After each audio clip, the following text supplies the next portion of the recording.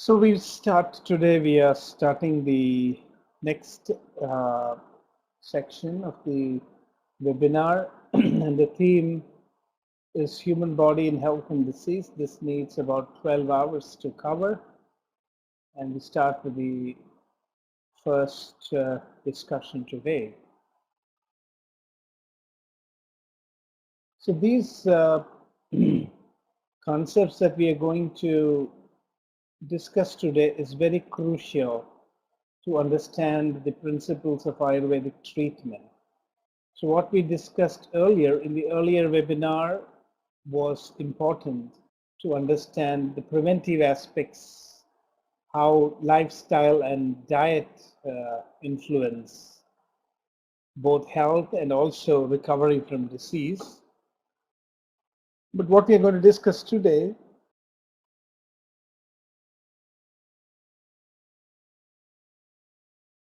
actually will help us to understand the basis of Ayurvedic therapeutics. So we are going to look at the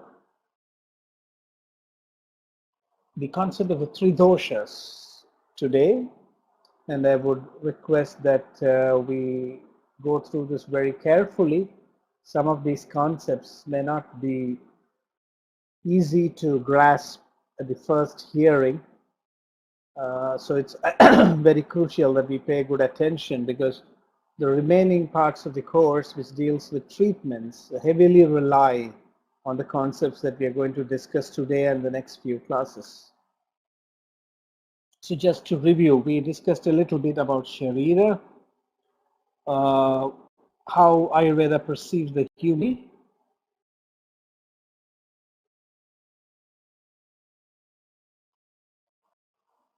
and Sharira in modern medicine is almost limited to the subjects of anatomy and physiology, whereas in Ayurveda it is a little bit more comprehensive, looks at the entire growth, development, and decay of the human body from birth to death, as well as the relationship of the body to the entire universe.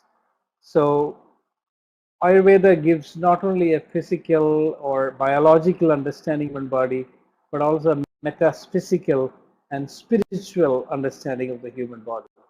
That's what makes the Ayurvedic concept of Sharira more interesting. So with this insight, we are able to go deeper into the personality of the human being.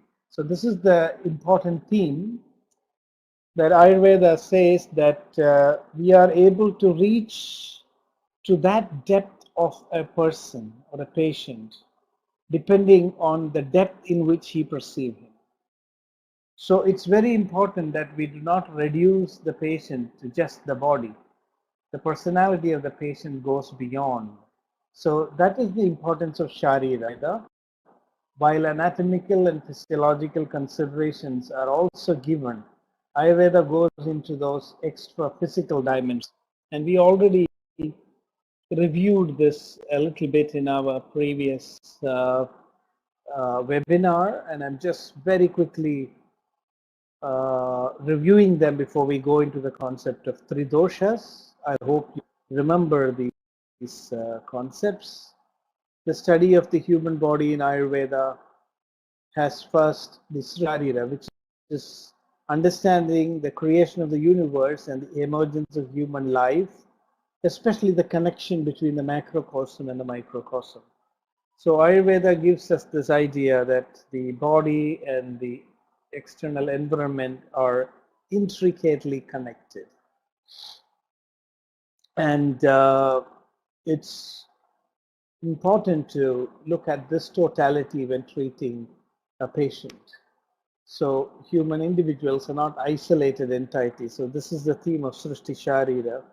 And in Garbha Sharira, the study of conception, embryological growth, and birth, there is a deeper understanding of genetics, of previous lives, and how personality evolves, right from conception. In fact, Ayurveda talks about how the child, even the mind of the child, can be influenced while it is in the womb. And recent studies have shown also that fetuses can actually hear sounds and even pick up language and other ideas even while in the womb. So Ayurveda goes deep into the developmental phase and how what the mother does and what the mother is exposed to uh, contributes to the shaping of the personality. And then we have dosha sharira, which is what we are going to discuss in detail today. The concept of the three doshas and how three doshas keep the body in balance, in health, and how when it goes out of balance, disease manifests, and how the concept of tridosha is the cornerstone in the Ayurvedic uh, scheme of therapeutics. Then we have the Sankhya Sharira, which talks about the study of the organs and body parts and its enumeration. And then the study of vital points, which is very important in Ayurvedic treatment. It's with the understanding of the vital points that many of our massage techniques and other manipulative techniques have been evolved. And then the study of human constitution, how each individual is different from each other. And then finally, why the body decays and how we approach death inevitably. So this is the overview. I just wanted to give a recollection. And for those who have tuned in late, we're just about to begin the topic of today's discussion about the doshas. So this is the introduction. And I hope all of you remember these points from our previous webinar.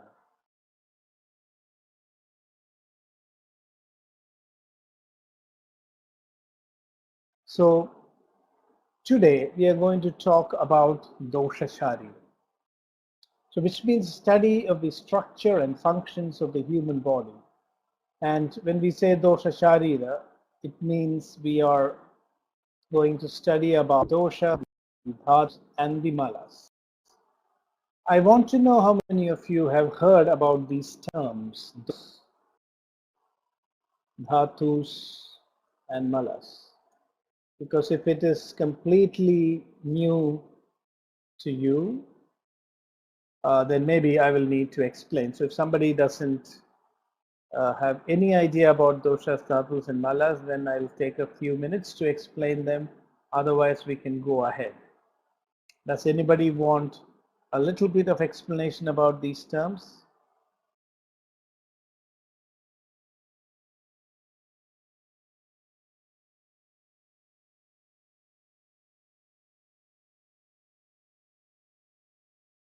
Okay.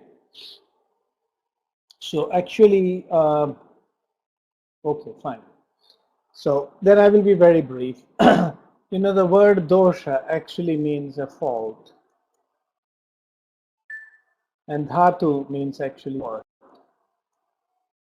And mala means waste. So this is a very strange thing that Ayurveda says that the body survives because of faults, supports, and wastes. This is a funny translation.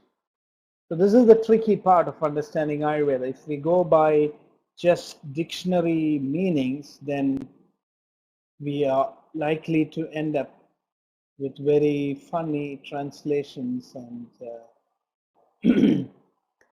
meaningless kind of interpretations. So dosha actually means a fault. So we'll come back later to understand why it is called as a fault, in spite of the fact that these are the pillars of the human body. Pillars of both the structure and the function.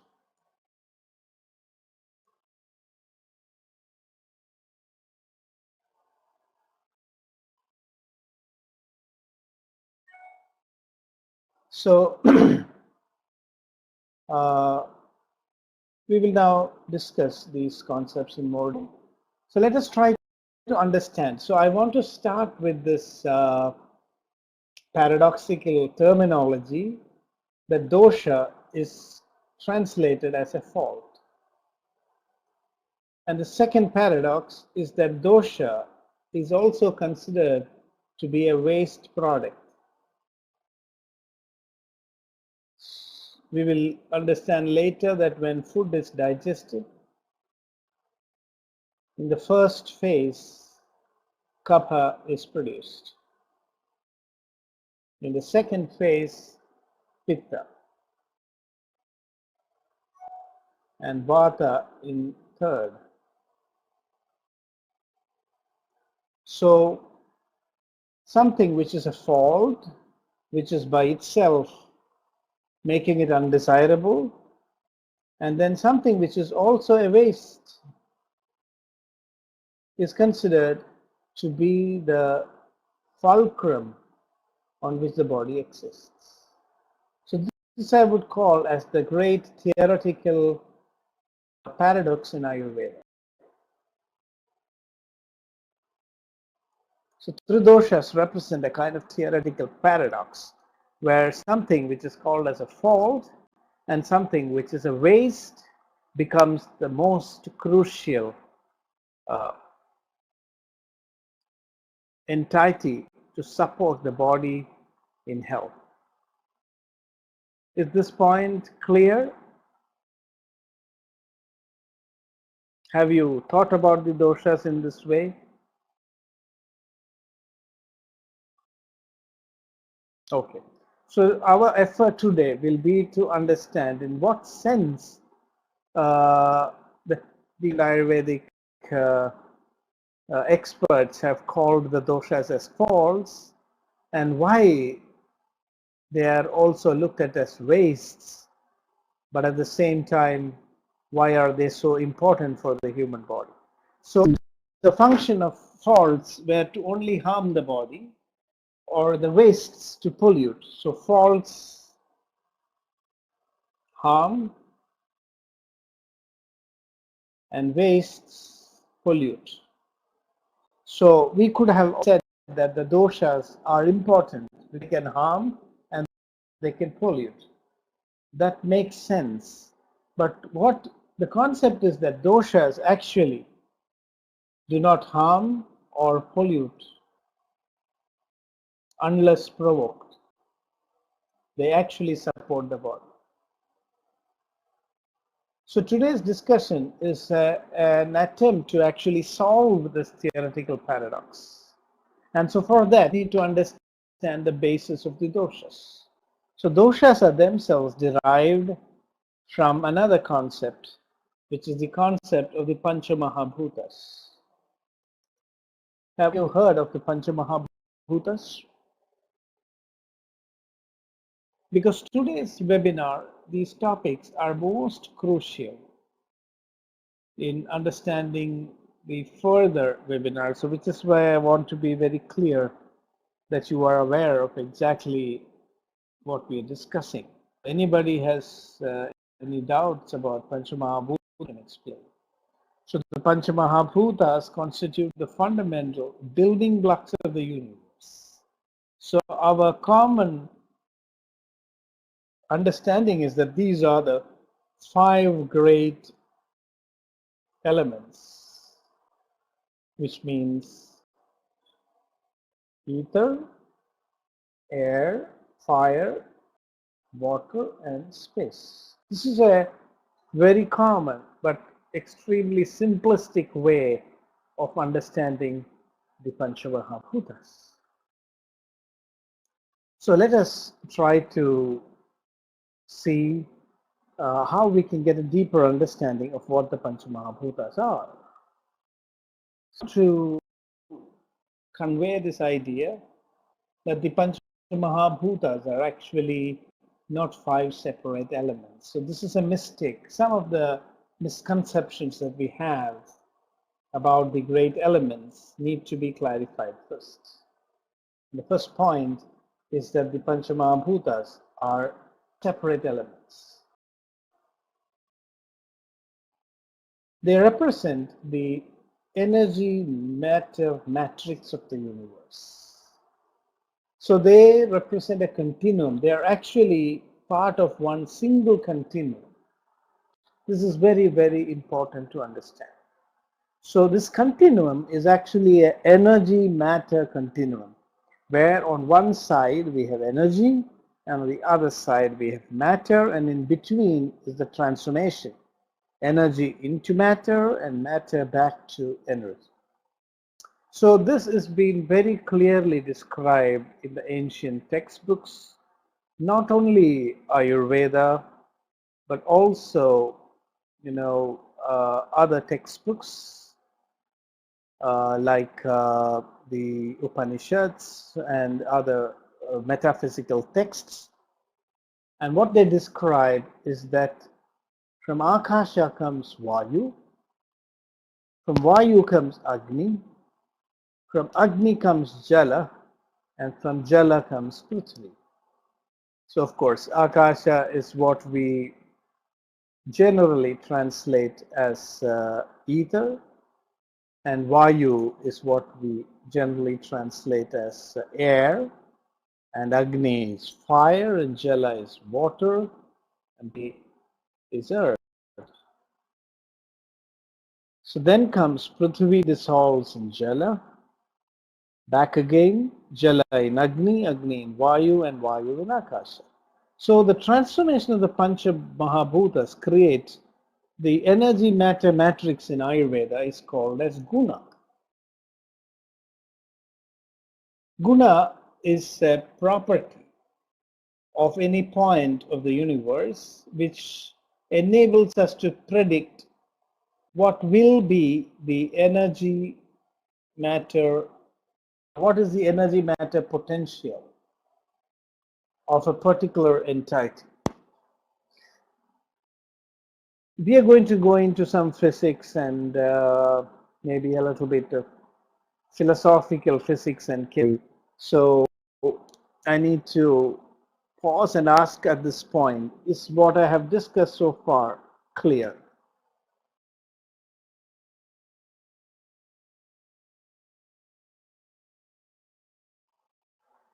Okay, that's great. So we are actually looking at energy matter matrix and what we will call from now on as a guna matrix. And the Pañcamahabhūtas is actually a conceptual tool which helps us to understand what will be the possibility of an energy matter transformation in any given substance or even any given point in the universe. So Pañcamahabhūtas actually represent the bidirectional movement of energy matter transformations. So they represent 5 phases in both directions. Akasha is ether, ether giving rise to Vayu or movement, movement giving rise to heat, heat condensing as water, water solidifying as solid earth, and then it's dissolving back in water and then getting disintegrated in fire and then disappearing into electromagnetic movements and then finally dissolving back into space. So this is very similar to Einstein's conception of the universe. There are some similarities. I wouldn't say that they are both the same, but essentially the concept of Pañcamahabhūtas mean that nothing is either created nor destroyed in the universe. There is only transformation. So this is called in Ayurveda as parinama. Parinama means change or transformation. So there is only change or transformation. There is not actually any creation or destruction.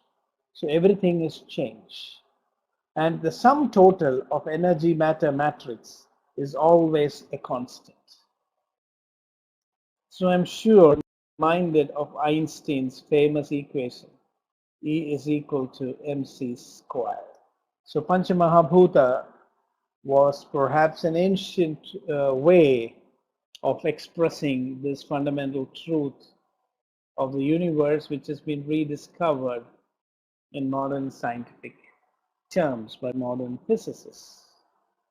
Okay, so with this understanding, we'll go on to see how we can understand the Pañcamahabhūtas in a better manner.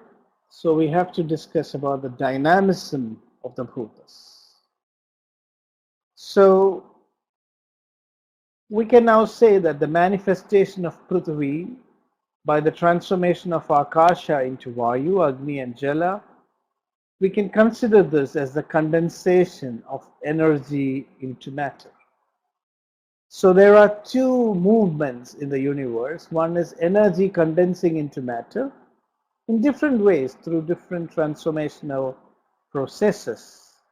And the other is the dissolution of Prithvi back into Akasha, which we can say is the breakdown of energy matter. Energy is again released from matter. So every event in the universe, every change that happens in this universe is an outcome of this energy matter balance, this dual movement of the bhutas. On the one side, condensing matter, and on the other, releasing energy. So is this point clear?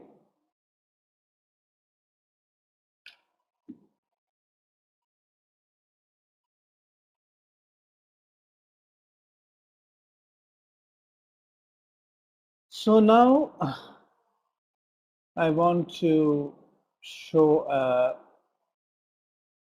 pictorial representation of the Pañcamahabhūtas to show that they are not actually separate elements, but they actually represent the processes in the transformation of matter. So here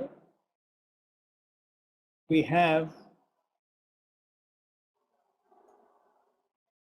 as a simple example, matter existing as gas, liquid or solid, and the influence of heat, which causes the transformation from one state to the other. So you can already see the four bhutas here. What is, this is actually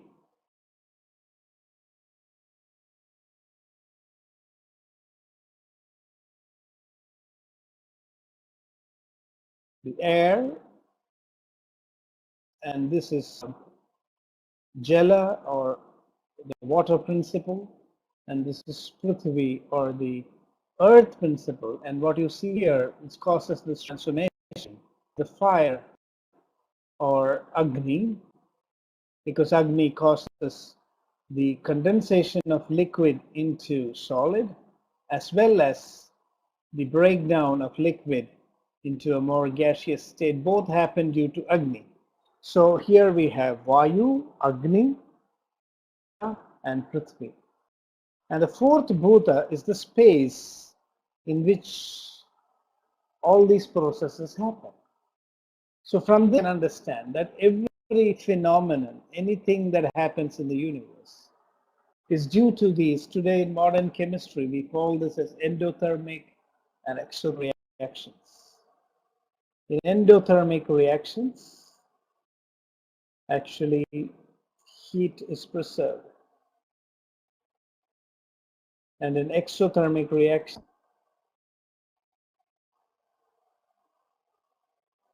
heat is released.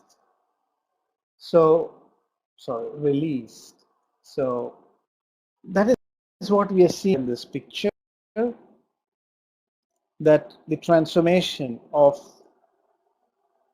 the bhutas into one or the other are actually an outcome of endothermic and exothermic reactions. So the whole universe, you can say, functions like, miniature and very huge reactors. So every substance in this universe functions like reactors in which exothermic and endothermic actions happen perpetually. And as a result of these reactions, there is a constant transformation back and forth, matter and energy. So this is the energy matter matrix in which we live. And so we say change is unavoidable.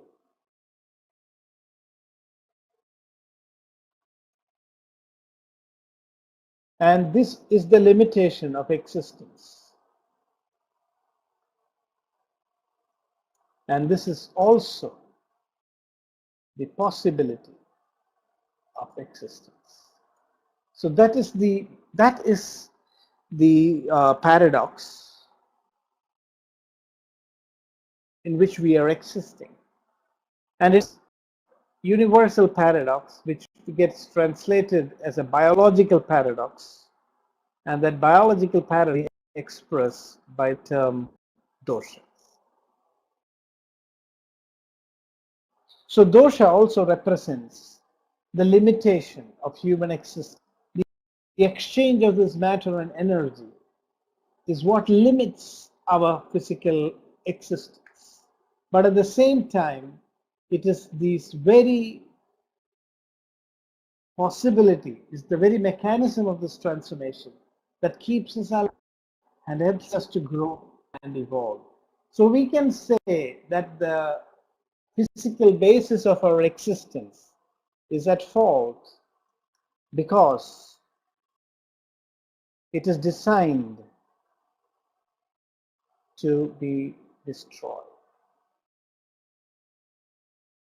And that is why the doshas are called as a fault. Is this point clear? It's a very subtle philosophy, the philosophy behind using the term dosha. It's a very deep insight into the nature of the universe. So it helps us when we say that our body, it is just like saying that, I think those of you from Japan, for example, can know that it is like living on a fault line. If you have those fault lines on the crust of the earth, the very earth which actually sustains us, the earth also has fault lines. So those fault lines can eventually cause a big earthquake and complete destruction. People dependent on that region of the earth. So this is the same way with the human body. Doshas indicate those fault lines of the energy matter transformation. So if we understand those fault lines of this energy matter transformation, where the weaknesses are, where can it go wrong, and eventually whatever we do, the fault lines will become visible as we age, and it will disintegration. So that is the meaning of the word sharira. Sharira means that which has been programmed to disintegrate. So the body, sharira means body.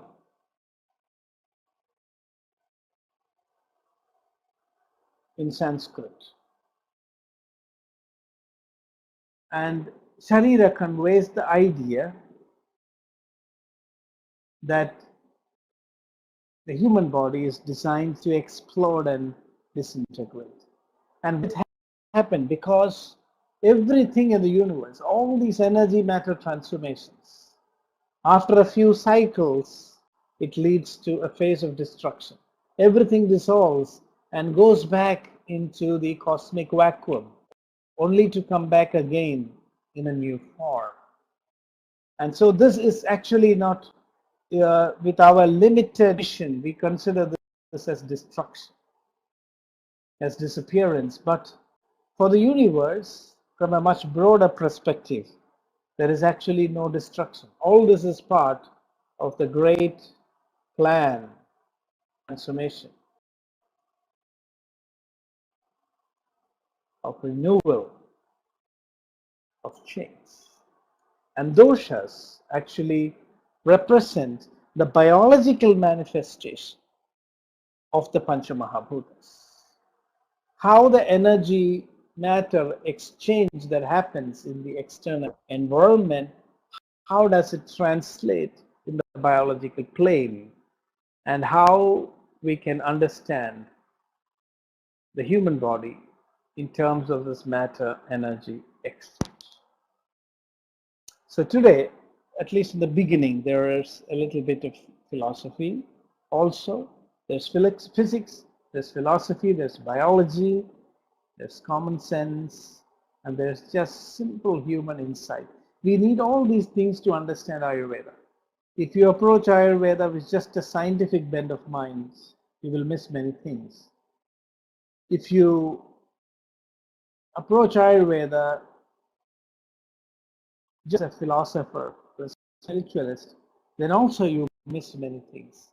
So to understand Ayurveda, you need to look at it from a complete perspective. You need to expand your mind as a complete human being. You must have a multifaceted outlook to understand the theory of Ayurveda. So I just wanted to give a taste of the concept of dosha, how deep and profound it is. And yes, and I need to ask this question again.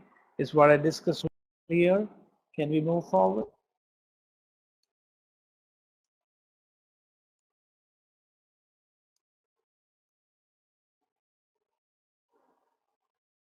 Okay.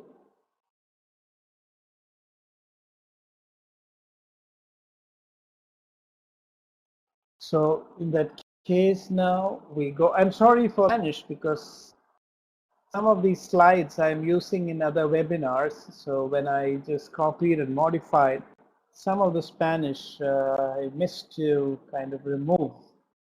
So I hope the Spanish doesn't disturb you. You can just look at the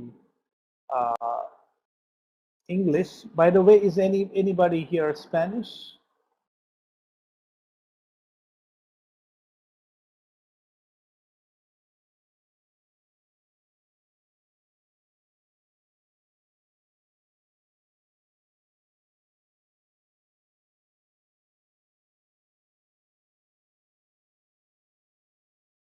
Okay. Yes. Yeah, this is again a little bit of mine because I've been moving slides from here and there, and some of the slides came from some of my Spanish webinars, and so some of the headings still remain there. Fine. So now we look at Akasha, which is actually the matrix for the physical world, the matrix from which all these energy matter transformations, happen. So we can, Akasha is just empty space. It looks like empty space, but it is out of the seeming emptiness the whole universe has appeared, and into which the whole universe disappears. So we can see Akasha is almost also like a black hole. It sucks everything in the universe, but also, unlike the black hole, projects everything back into the universe. And Akasha is considered to be of the nature of sound vibrations. And out of the Akasha, out of these sound vibrations, comes the entire manifest physical world. Akasha is not emptiness. It is that which contains everything else.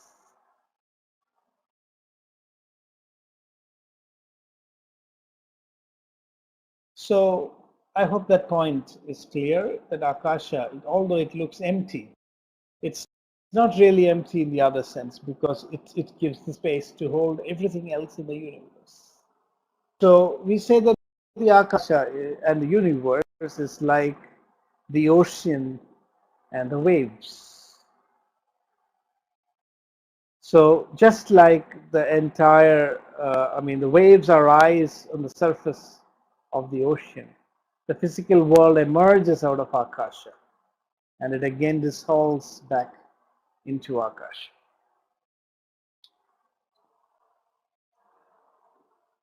Exactly, that's a very good way of putting it.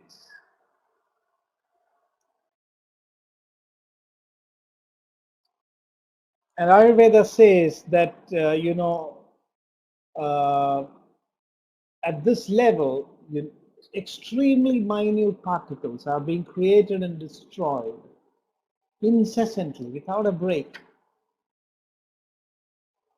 at a speed which we cannot imagine.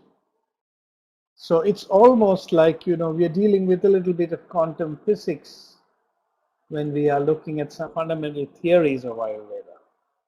So many of these concepts hold good at the quantum level and are also for physicists who are engaged in explorations of the quantum world. So that's the Akasha in Ayurveda, which is also a concept in Ayurveda.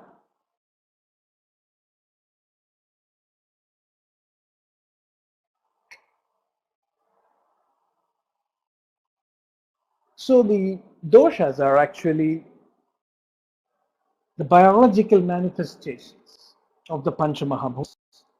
So it is a common saying in Ayurveda that when somebody dies, that that person has actually become Pañcamahabhūtas.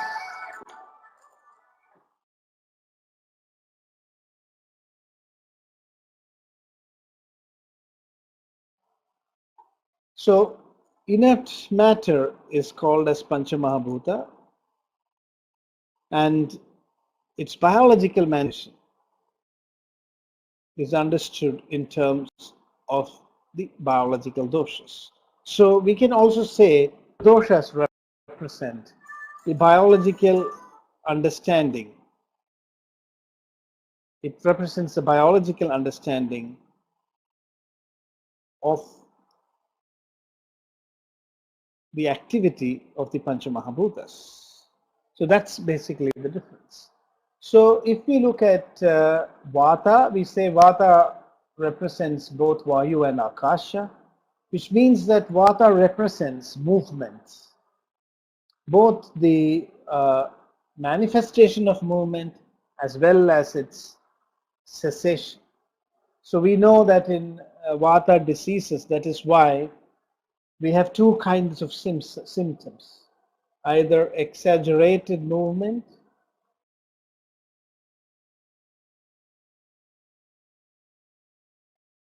or cessation of movement.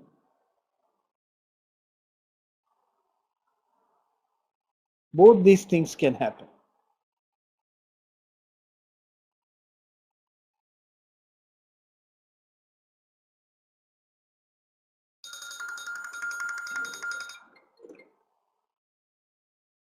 I'm sorry, there was a small disturbance. I'll just set this right.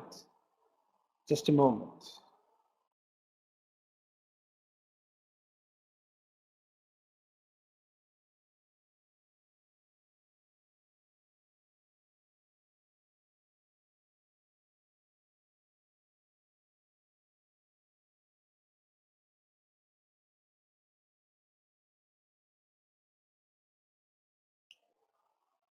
So coming back, I'm sorry, there was a small disturbance and I had to just set this right. So coming back to the doshas, as I was mentioning, doshas are the biological manifestations of the Pañcamahabhūtas, and Vata represents the emergence of movement from Akasha and also its cessation or dissolution. So Vata disease, according to Ayurveda, can manifest as either exaggerated movement or complete stoppage of movement. These are two ways in which Vata diseases manifest. Pitta represents the dynamic manifestation of Jala from Agni and as well as a dissolution back to Jala. So which means Pitta represents the transformation of energy into matter and matter into energy. Whereas Vata represents the manifestation of energy factor, the first movement of energy. Vata represents the actual utilization of matter in the form of energy. And Kapha represents the manifestation of Prithvi from Jala and its dissolution back to Jala. This means the development of structure, the condensation of energy into matter. So this is a point that we had also discussed earlier, that the three doshas are actually representing the utilization, which is Vata, the transition, which is Pitta,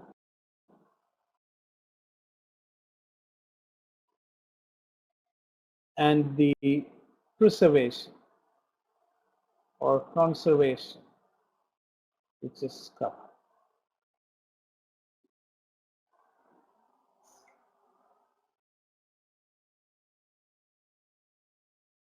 So is this point clear? That the Pañcamahābhūtas are actually the biological manifestations of the three doshas.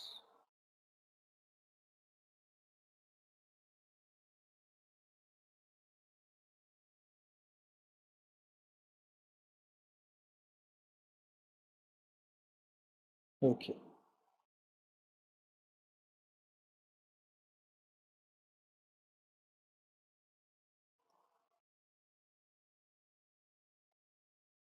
So the next question is then, what are the doshas? So as I said, dosha, the word dosha means fault line. And Pañcamahabhūtas represent the phases of transformation of matter into energy and energy into matter.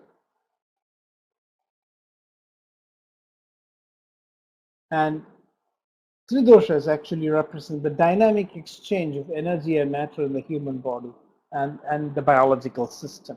So because this transformation of matter and energy is a very delicate process, and actually no substance in the universe is able to sustain this transformation indefinitely.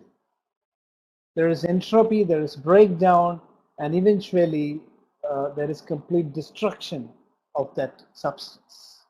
And that is what we call as the fault line. So even as any substance is created in the universe, it comes with its program for destruction.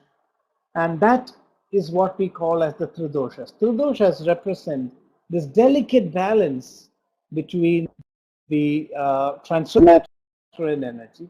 And since this is destined to actually collapse after some time, we call the doshas as false. Because what we say is that this program for exchange, the program for this exchange of matter and energy is not perfect. It is faulty. So you cannot live forever. You can only prolong your lifespan. We will all die because our body has doshas or faults. If we did not have those faults, then we would live forever. So this is why doshas are called as faults. So this is a philosophical quantum physics interpretation of how the human body is actually, structured. Is this point clear? Please excuse me for asking again and again, but because these are a little bit of tricky concepts that we're discussing today, I just wanted to make sure that we are all in the same boat. Okay, fine.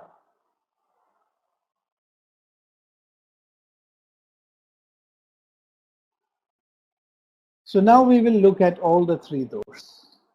Now, our next challenge is to see how we can bring these concepts into actual clinical practice. The purpose of our treatment. We understand that the human body is very robust. It's just like we have a battery and we say, we have 1,000 cycles of recharge, after which it begins to disintegrate and eventually die away. Even so, the human body is capable of doing a finite number of energy matter exchanges.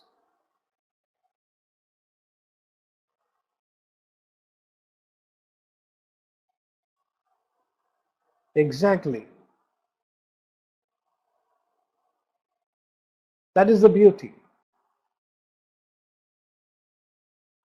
That is why nature has, that is why we say, although we call it fault from a narrow perspective, from broader universal perspective, There is no destruction, there is no fault, there is only change or transformation.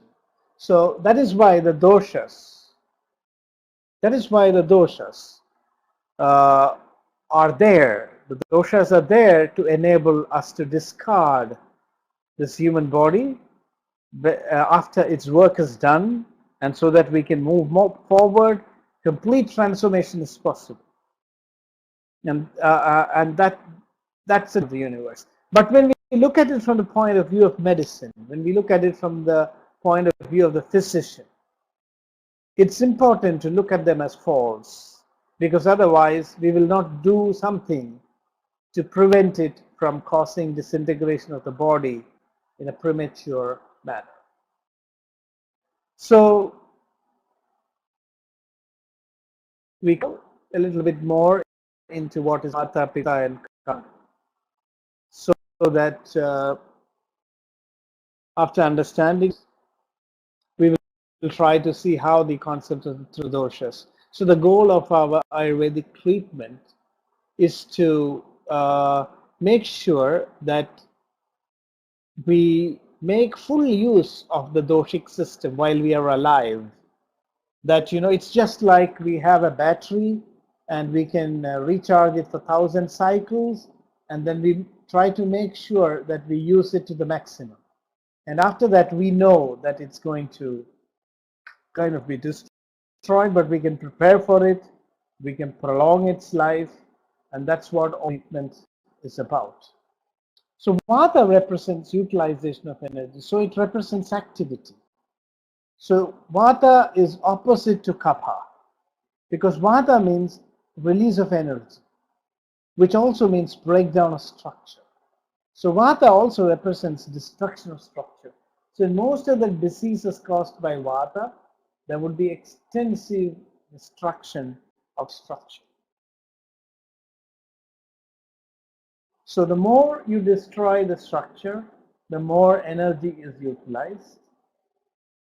But the more you utilize energy at the cost of structure, the less you will be able to produce energy. So Vatic activity may be productive in the short term, but they are extremely non-productive and self-destructive in the long term, because Vata expresses at the cost of structure, at the cost of Kapha. So to preserve the body, one of the major challenges is to keep the balance between Vata and Kapha, between function and structure. So Vata and Pitta represent balance between function and structure.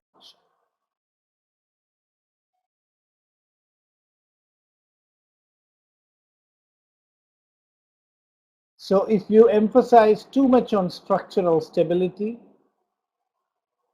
then you compromise functional efficiency. So this we call is the attack of Kapha on Vata. So these are interesting, metaphorical descriptions in Ayurveda. So Kapha Vata disease is when the body is too much concerned with structure. It tries to preserve more structure, and then the functional efficiency is lost. So this is called as a Kapha Vata disease. We will come back into more of this at a later stage during our webinar, but I'm just trying to give some initial, explanations so that these concepts can be appreciated. So if Kapha dominates, then there is structural stability, there's more growth of a particular structure, but functional efficiency is lost. On the other hand, if the body tries to overemphasize functional expressions, then there is loss of structural integrity.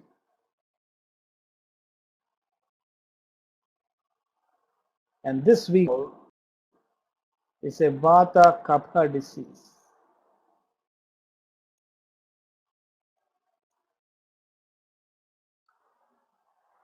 So I hope you're beginning to get an idea about how we look at the doshas and use the doshas to understand what is going on inside the human body. So balancing Vata and Kapha, actually the outcome is that there is a balance, structural stability and functional efficiency. If you look at the human body, actually you can see it's just an amazing, piece of engineering. The subtle, perfection with which the body has woven its complex structural edifice to execute sophisticated functions. So what I mean, what we need, it's a good question, but what we need is optimization of structure. Excess structural stability.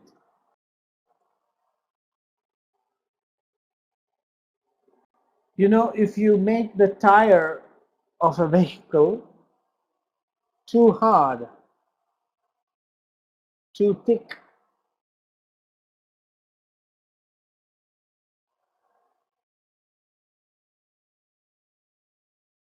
then it is very structurally strong, but its function is affected. So actually you need a tire which is optimized, which means it's not too thick, not hard. So you have a tire which is filled with air. It's not hard. So its structure is optimized so that it is able to roll with good speed and less friction. So we have to, every structure has to be optimized, not actually improved or improved beyond the limits. If it's too strong, then some function is affected. So in our body, for example, yes, exactly.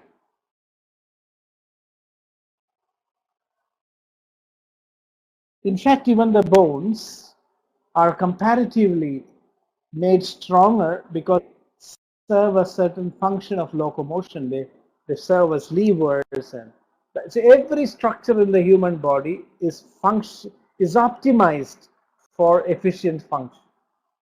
This is what we call as a Vata Kapha balance. And this balance is depending on the function, what function is needed. So when there is a Vata Kapha, there is either an excess emphasis on functional, expression or on structural integrity, and then we lose the balance and then the body crumbles down. So is this point clear?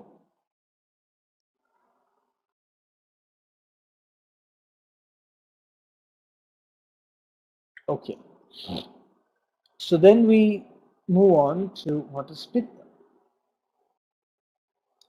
So if you look at Pitta, Pitta actually represents the transformation of energy. And it is bidirectional.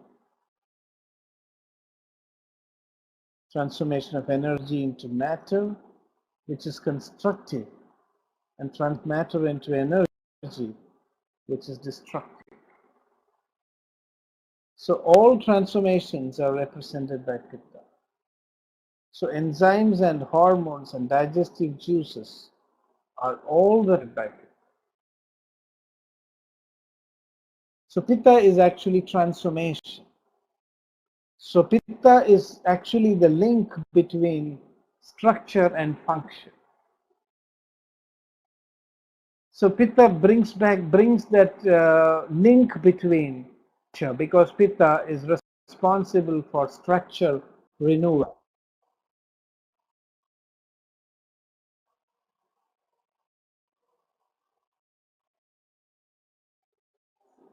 So structure is renewed by transformation through the action of Pitta.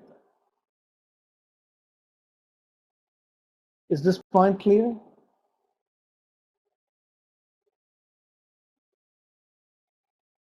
So a derangement of Pitta can actually cause destruction of both structure as well as function. Say a Vata Pitta condition represents functional disintegrity.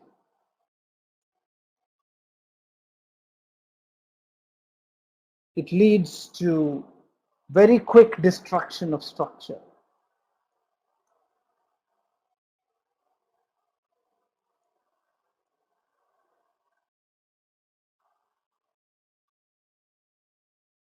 And a Kapha Pitta condition represents structural problems. So a Kapha Pitta condition is when Pitta tries to transform a structure but not properly or in an improper manner, and that leads to damage of the structure. But it is a slow process, a slow damage of structure. Whereas a Vata Pitta condition represents a very sudden damage of the structure. So now you can see how the three doshas, how important it is, how they become the fault lines of the human body. Because anywhere, if these fault lines go slightly wrong, the whole system collapses. There is a complete collapse of functional and structural integrity. Many people translate doshas as functional components, but I would say that this is wrong, because if you really ask what is the functional component, then we'll have to say it is vata only. And what is the structural component? It is actually kapha. Kapha is the structural component. So doshas represent both structure and function, as well as their continuous transformation. So Pitta represents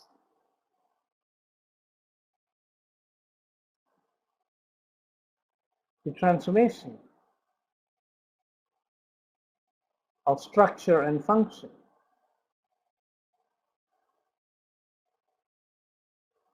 which is constant.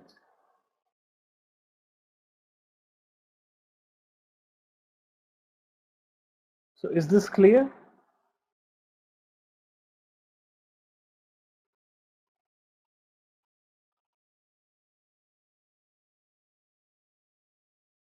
Okay. So we can say that all the transformations in the body are represented by Pitta, and so all enzymes and hormones and digestive juices are all represented by Pitta.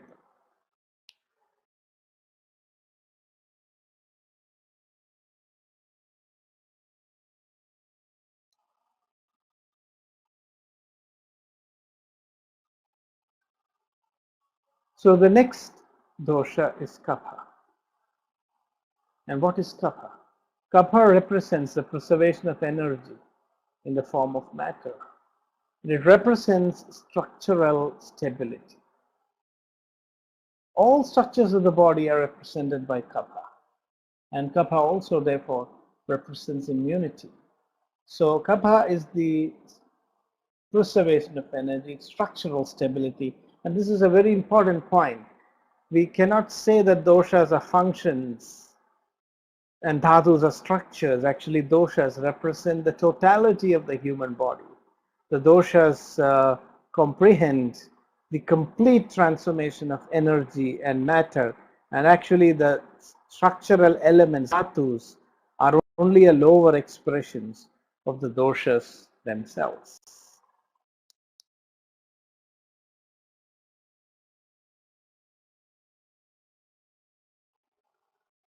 So then look at doshas as processes. You can say that these are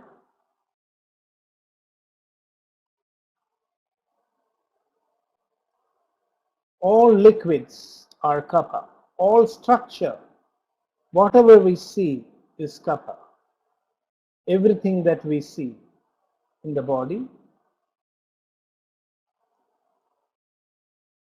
Transformation is Pitta. So you cannot see it. All that we see in the body is Kapha. There's nothing else that is visible. We see change in these structures. We see change in the intracellular fluids. That change is because of Pitta. So everything happens in the base of Kapha. So Kapha is actually the manifestation of the human body.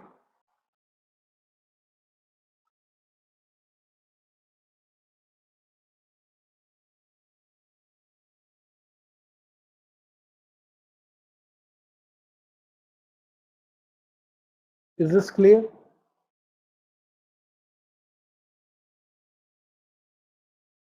Okay. So doshas are like phases, processes that represent the sum total of all matter energy transformations in the body. So they are completely comprehensive. So we say anything that happens in the human body, they come within the purview of doshas.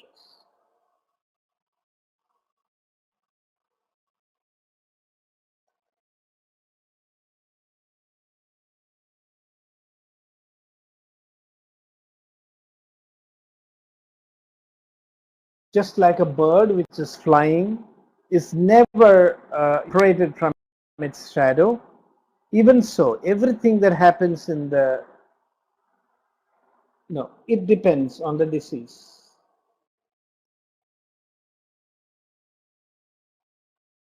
But the thing is, we must always protect Kapha or structure. So, because any treatment that you do, if it damages a structure, then that is the end of it. So most of the Ayurvedic treatment, if you are treating Vata or if you are treating Pitta or anything in the body, we should always try to preserve. There should be enough Kapha, or the structure should have a basic stability to withstand all these. That is the concept. So is that clear? So it's not that we must treat Kapha first, but we must always for Kapha. Even when we are treat, so we give priority. If the transformation is at fault, we have to focus on transformation. If the energy expressions are at fault, then we have to give importance to that. If the structure is at fault, then we have to give importance to that. But whatever the case, we must preserve the structure. We must stabilize Kapha, because otherwise we will not be able to uh, preserve the human body. That's the importance. So I hope this difference is clear. The difference between treating Kapha first or protecting Kapha or protecting the structure of the human body.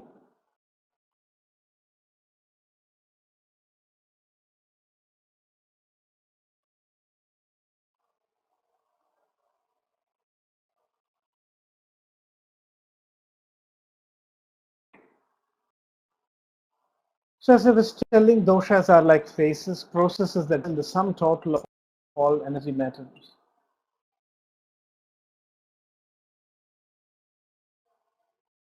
First of all, I want to say detox is a dangerous term.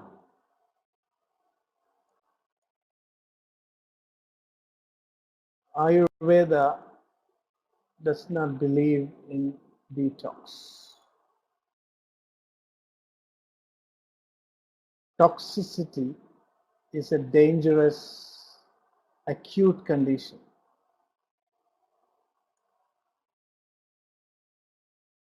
It should not be used because Ayurveda does not, it's a wrong translation actually. I don't know where the word detoxification came. What Ayurveda talks about is only cleansing and transformation.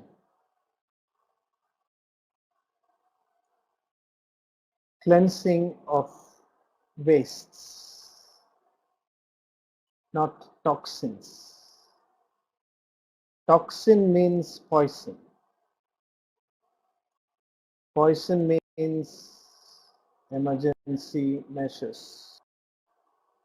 So there is another term in Ayurveda for detoxification. Panchakarma is not detoxification. It is only bio-cleansing. The word shodhana means cleansing. And cleansing actually means that we are making the body's own metabolic and digestive processes more efficient. The waste removal and the transformations become complete. That is the concept. So it's not that we have to detoxify always. We have to actually bring balance. Bringing balance is kamana.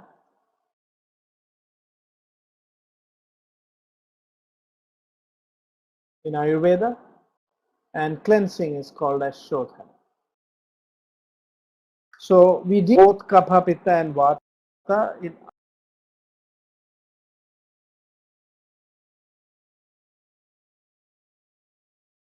So as I was mentioning, doshas are processes, and these processes represent the sum total of all matter energy transformations in the body, not only in the physiology, but also in disease. So these three phases, the first phase of disease is kapha, next is pitta, and then vata. So in the first stage, it is the structure is strong, and so kapha dominates. In the second phase, the structure is disintegrating, so pitta dominates. And in the third phase, the structure is completely destroyed, and then vata dominates. So this is the sequence. So these are the three processes of the doshas. Is this point clear? So we come to the next slide, which summarizes the expressions of the doshas. So these are three-phase cycles in the body. The body continuously goes through these three-phase cycles. And this also, once we begin to appreciate what the doshas are in principle, we begin to also understand why they are called, begin to understand, in fact, more and more as to why they are called as the fault lines. Because they represent construction, transformation, and utilization. And then the construction in the morning, transformation in the afternoon, and evening is a time when you are down, all energy has been utilized. And then late evening, again you start a process of construction. Midnight is transformation, and early morning, again you're ready to utilize energy. So even in the phases of digestion, we see these three cycles. The first phase, the second phase, and the third phase. In childhood, middle age, old age. In fact, if you look at even the activities of a cell, you can see these three cycles. The three cycles of construction, transformation, and utilization. All activities of the body go through these three phases. And if there is any imbalance in any of these processes in terms of their overall balance, then the body disintegrates and crumbles. So that is why the doshas again are called as the faults. So when I talked about our topic today as to why the doshas, in spite of being false and in spite of being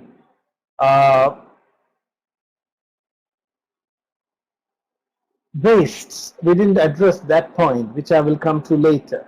How can doshas be wastes? Now we know why they are false. So we will try to answer that question a little later. So these are the three-phase cycles of the doshas, which I hope is clear. Actually, this is quite a straightforward concept. So these three-phase cycles are there in every organ, actually in every tissue. So the construction, transformation, destruction. The body is continuously being renewed, and every organ or every cell has a finite number of such renewals, such doshic cycles possible. Every part of the body has its own finite number of pre-programmed doshic cycles. And these cycles for different cells or different organs have different length of time. In some organs, it is very short, very quick renewal cycles. In some other cells and some other organs, they are much more prolonged. So this is the difference between the different structures of the body, but in everywhere. So if, for example, the brain is programmed to renew neurons for a finite number of times, after that number of renewals have been achieved, then begins the process of disintegration, after which the body cannot renew anymore. And this is the phase. So when according to Ayurveda, there's a biological way of defining what is old age. So in Ayurveda, we don't say that somebody has become old just by looking at the physical age. We would say that somebody has become old when the finite number of doshic cycles of construction, transformation, and destruction, when these finite numbers are completed, are exhausted, and the body is no longer able to renew any part or structure, then we would say the person has become old. So as long as you can renew, then you are actually young. And if you have a surplus of cycles remaining, you're very young. If you are having less than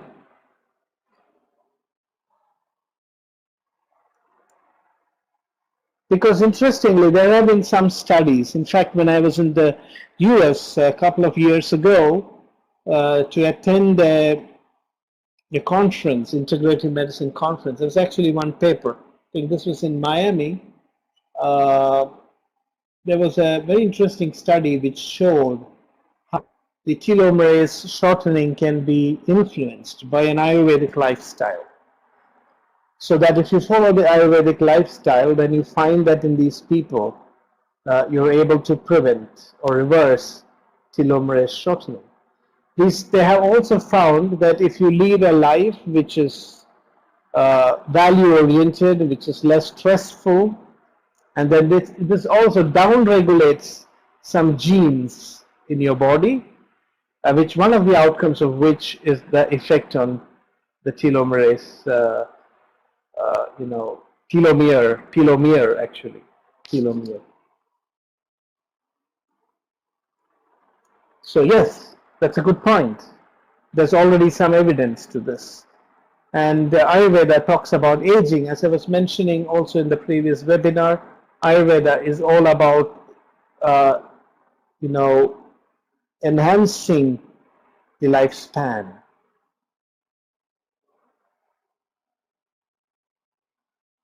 So is this clear? So some organs are more constructive. They have a longer number of cycles. Some organs are transformative. Some organs are engaged in more utilization of energy. Some organs age faster. Some age much more slowly. So this in the body, it's actually a big matrix. It's very heterogeneous. Everything is not happening in the same way. So is this point clear? These aspects and dimensions of the doshas?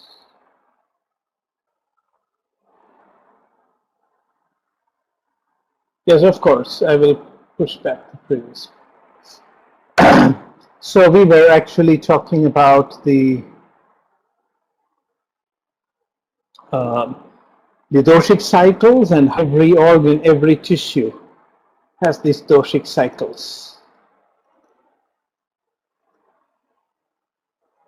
So I just pause for a moment for you to read it again.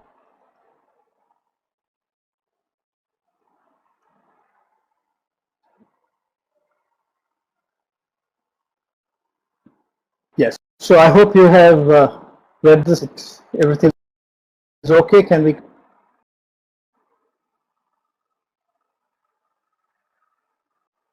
So in the next slides, we are going to continue from here. As I said, some organs are, more constructive, some are engaged in more transformative action, and some are engaged more in utilization of energy. And so Ayurveda we map the whole human body depending on the dominance of these doshas. So that's what we're going to explore in the next few slides. So these are the areas in the body which have a dominance of the Vatic activity. The skeletal system, the limbs, the pelvic region, the large intestine, and the skin.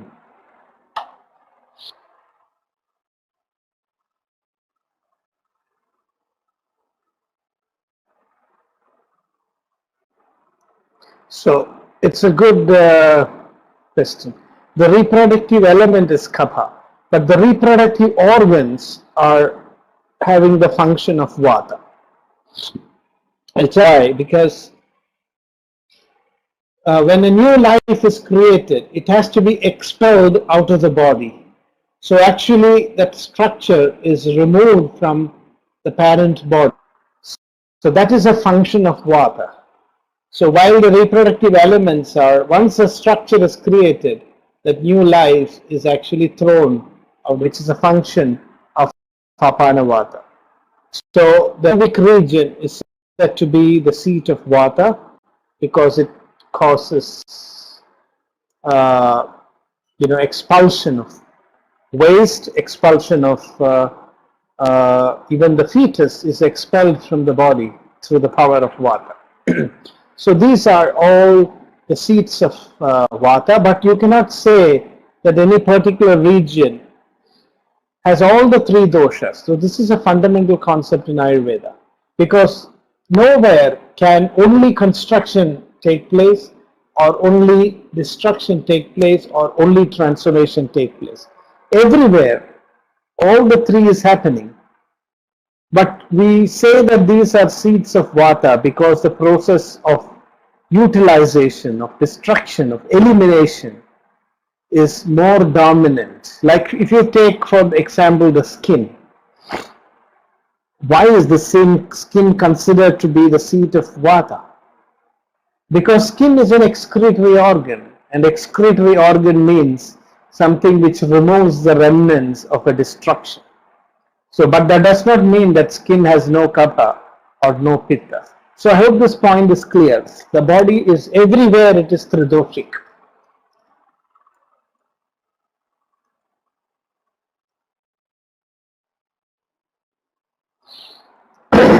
Everywhere the body is tridoshic. But in some parts, some doshas would dominate. So that is the concept. So this is the mapping of the main regions of Vata in the human body. So next we will look at Pitta.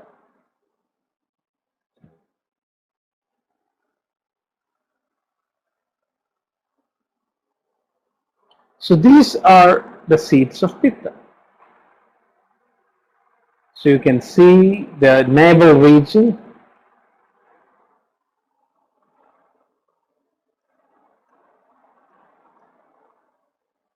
Yes, of course. So most of the problems of the female reproductive system are due to Vata.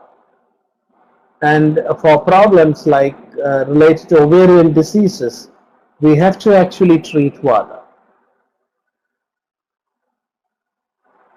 So Pitta, you can see these are the places where Pitta is dominant: the stomach, the eyes, the navel region, the lymphatics, the blood, the rasa, the skin. Skin is a seat of, you can see some of the organs are common seats for both Pitta and also Vata. So skin is one such place, which is also the seat of Vata. So these are the organs. We will also later realize that some of these places are common for both Kapha and Pitta, like for example the stomach is common for both Pitta and Kapha, and Rasa Dhatu, which is the essence of the digested food. That is also a common seat of both Kapha and Pitta. So I hope this point is becoming clear how when we understand the three doshas, we are actually mapping the entire human body in terms of the dominance of the various doshic processes. So now we also look at Kapha. So here again, see, these are the other structures where Kapha is dominant. So here comes something which is common, is the stomach, and then the Rasadhatu, which are common for both Pitta and Kapha. But as I said again, every part of the human body has all the three doshas. But in some places there's a dominance of Vata, in some places there's a dominance of Pitta, some places there's a dominance of Kapha, in some other places there's a dominance of more than one dosha. So this is a very important step in understanding the normal functions of the human body.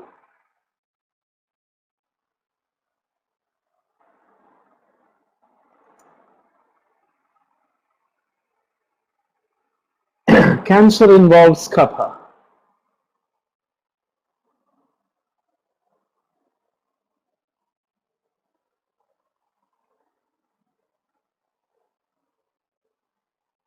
Actually, piles happens because of weakening of digestion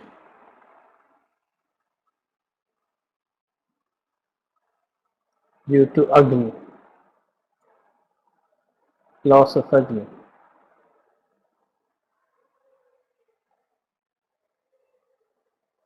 It is actually in Ayurveda, it is due to, we say it's due to an excess of Vata, the pressure of Vata,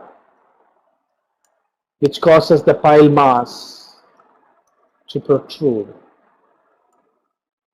You know, when you have constipation or when you lift weights, then the power of Vata, the pressure of Vata becomes so strong, and that is what causes the rectal vessels to distend and project out as a pile mass. And if it becomes inflamed or very tender, then we can say that it is Pitta. So yeah, all piles do not bleed.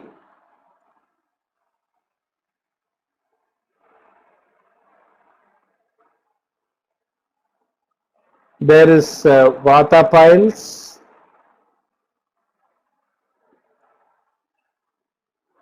there is Pitta piles, and there is Kapha piles. In Ayurveda, all these are described. So all of them do not bleed. So that is because, again, as the pile mass is formed, depending on how the doshic balance is affected, it may show different characteristics. That is why any disease can manifest with a different dominance of any of the doshas. So to understand this dominance is very crucial in treatment, because if you do not understand the dominance, our treatment cannot target the specific dosha.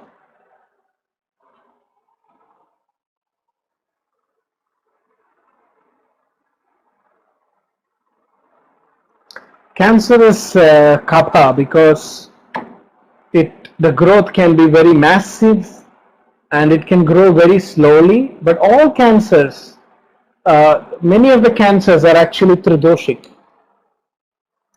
So it's basically Kapha, but again there will be dominance and cooperation of the other doshas. So at the root of cancer is Kapha because it is growth. And Kapha is promoted to grow, multiply due to the influence of Vata. So the second important dosha in cancer is Vata. And cancer can suddenly become aggressive and it can burst, it can ulcerate, and in that it becomes Pitta. So especially in the beginning stages, we can say cancer is Kapha dominant. That is why it is silent. It grows very slowly. Kapha's nature is always very silent, painless, very fixed growth. But as it begins to develop, then the manifestation of other doshas can be seen. And then there are differentiations depending on which structure is affected. Cancer can manifest in different ways. We cannot say that cancer is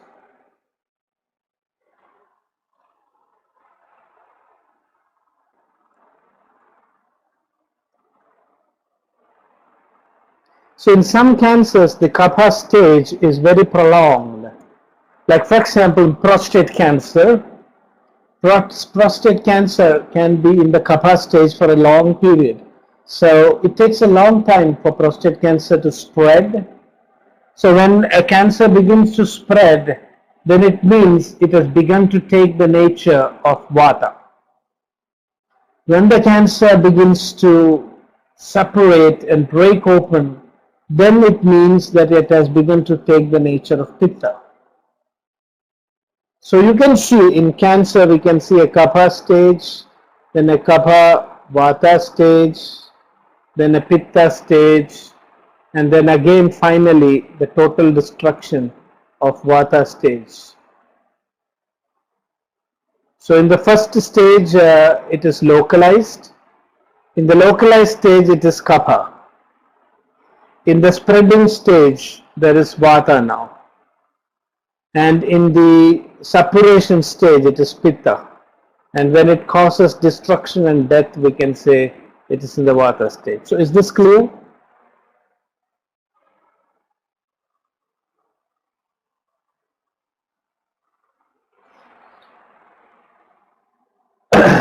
So in some cancers the kapha stage is prolonged, but some other cancers,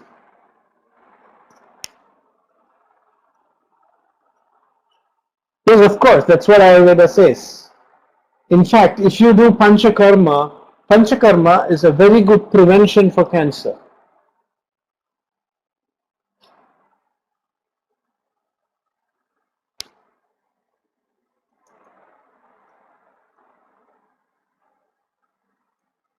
Pañcakarma is a very good prevention for cancer, and if you start really very early, we can, because it's in the kapha stage that you can actually treat cancer most effectively.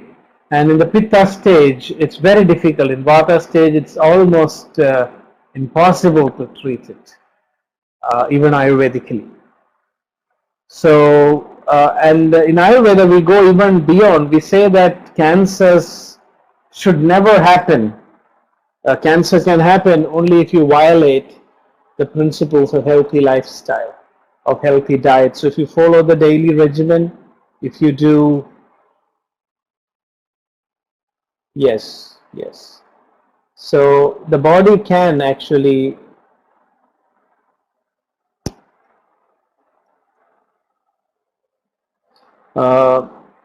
body has the inbuilt mechanism to destroy cancerous cells, and that if we follow proper, yeah, no problem. Yes, there is a psychological element.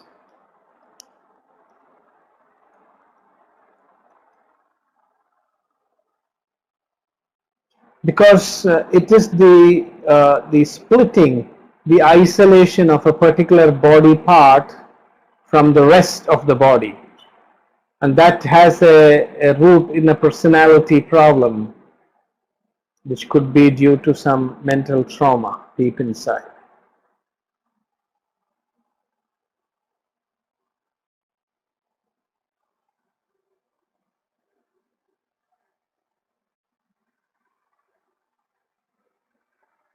Is that clear? Cancers do respond to good psychotherapy. It's very important for the person to, integrate his personality. So spiritual interventions, psychological interventions will go a long way along with other treatments to bring back the balance in a cancer patient. Yes, but the principle is, of course, detect as early as possible and then even prevent it even before it can occur. So Ayurveda says the body is not designed to get cancer at all. It's really strong violation of lifestyle principles that makes the human body susceptible to cancer. Anyway, so that was a deviation. But it's interesting because I'm glad that we are having this discussion also, because this helps us to find the applications of these concepts in actual practice. So let's move on. So actually we have a very big topic which we may not, which we are not planning to complete in in just this session, because this is a very important topic with which we will be able to lay a foundation for understanding the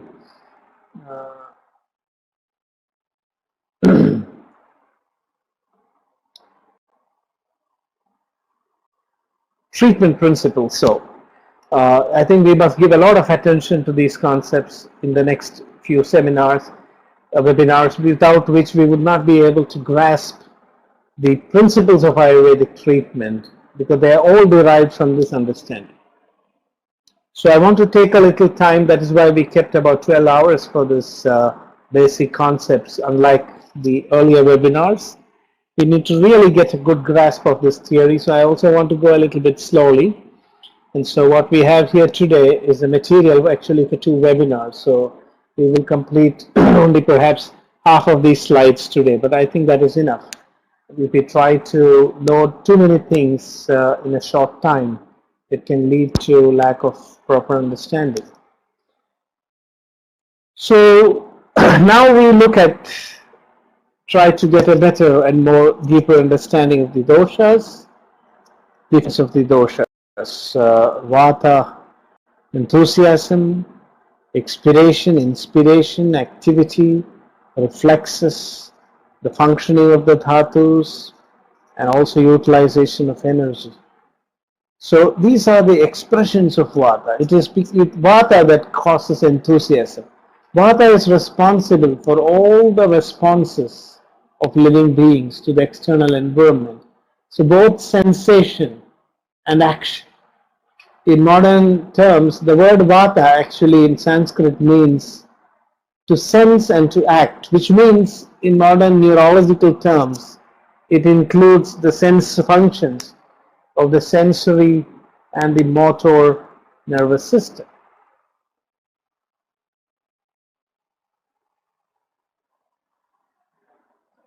So that is why people correlate vata with the nervous system. But that would not be correct. I mean, because Ayurvedic understanding of the human body is not by dividing it into nervous or cardiovascular, or it's looking at these organizational concepts from a systems perspective. So even every system has got all these 3 components. So even the cardiovascular system has a nervous system component, or there's vata, pitta, and kapha in every organ, in every part of the human body.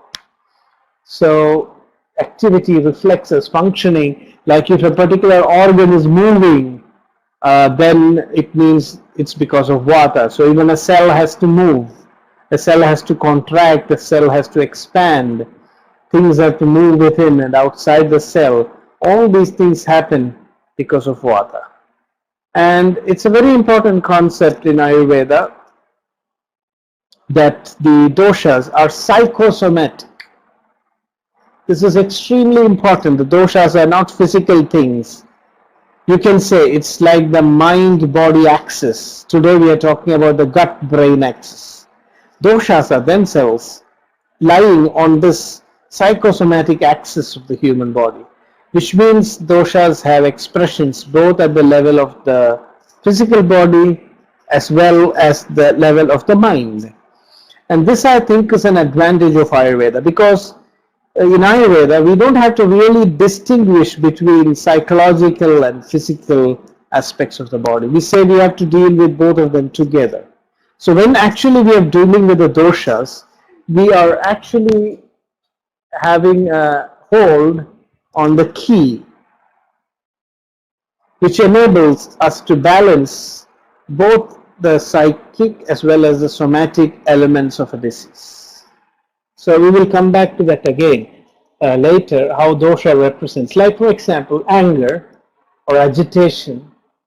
This is a function also of pitta. So anger can actually increase pitta in the body. And pitta by itself can increase anger. So the treatments for pitta work both ways. Like for instance,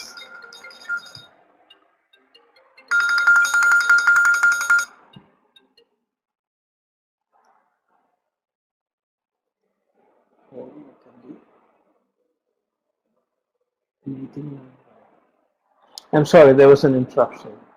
So, oh yeah, that's very, actually the sympathetic and parasympathetic nervous systems are representing the control of vata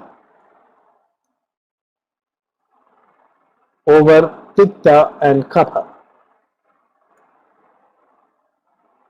So what Ayurveda says is that it's vata which controls even pitta and kapha. So vata holds the control. So if we stabilize vata, then both pitta and kapha gets stabilized. And the autonomous nervous system represents this balancing of the two doshas by vata. The sympathetic nervous system represents pitta. So you can see if the sympathetic nervous system is overactive, then you get pitta-like symptoms. So when you are tensed, when you are angry, when you are ready to fight, when you are stressed, then your sympathetic system becomes hyperactive, and you get all the symptoms of aggravated pitta. The parasympathetic nervous system represents the relaxation mode of the body. So it is the eustress or the opposite of stress, and this represents kapha. So it is when the parasympathetic system is active, we become extremely relaxed, and the body is repairing and balanced. And so you can say that these two systems show the link between vata to the other two doshas. So through the sympathetic and parasympathetic nervous system, there is a balance of vata and pitta in the body. And this is the principle of pranayama. I hope all of you have heard of pranayama, I'm sure. I don't know how many of you practice pranayama. But pranayama, actually after you do panchakarma and cleanse the body, if you want to develop a deeper balance of the doshas, then we need to practice pranayama. Even Ayurvedic texts briefly suggest this. So there are two nadis, two nerves in the human body called Ida and Pingala. So one represents the sympathetic and the other the parasympathetic nervous system.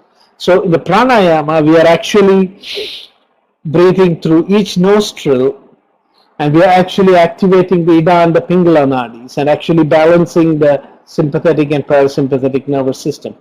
So if you really practice pranayama very regularly after having cleansed the body, because pranayama requires that your 72,000 nadis or the 350,000 nadis that you have in your body, they all need to be clean before you practice pranayama.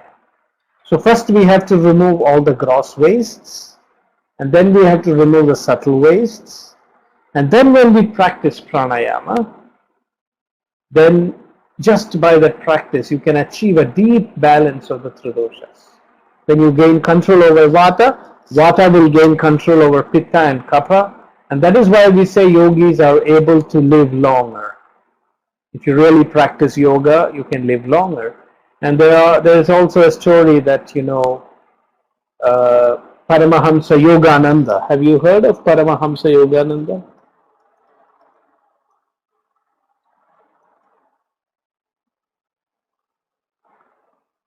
So he wrote a very famous book called Autobiography of a Yogi.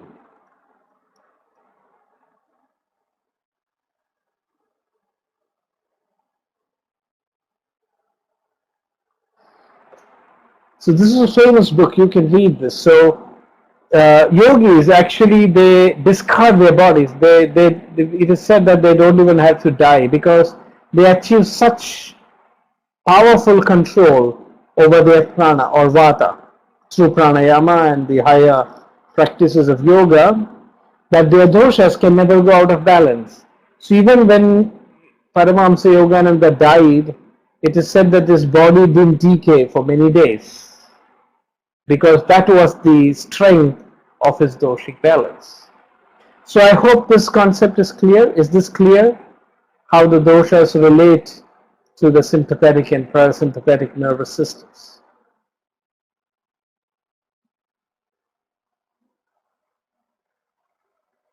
Okay. So Pitta represents digestion, heat, eyesight, hunger, thirst, appetite, luster, intelligence, courage, softness of body parts. So you can see it's multidimensional. You cannot identify Pitta as bile or Pitta as some hot fluid. It's a multidimensional expression of the human body in both the physical as well as the mental level and as well as different physical planes. It represents the net processes of the transformation of energy in the human body. And then you have Kapha, which causes stability, cohesiveness, connectedness, the mental plane, patience, cheerfulness, calmness, and all these things. So this is the overall picture of the functions of the doshas.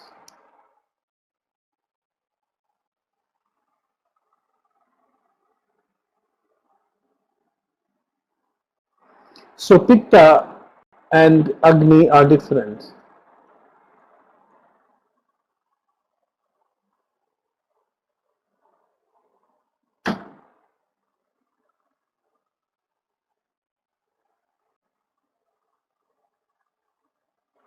This is very important to know. Pitta is moist and hot, and Agni is dry and hot. So Pitta, when you say Pitta has increased, it doesn't mean that Agni has also increased. There are many diseases. Whenever the doshas go out of balance, actually Agni is affected. So for Agni to be strong, we need balance of all the doshas.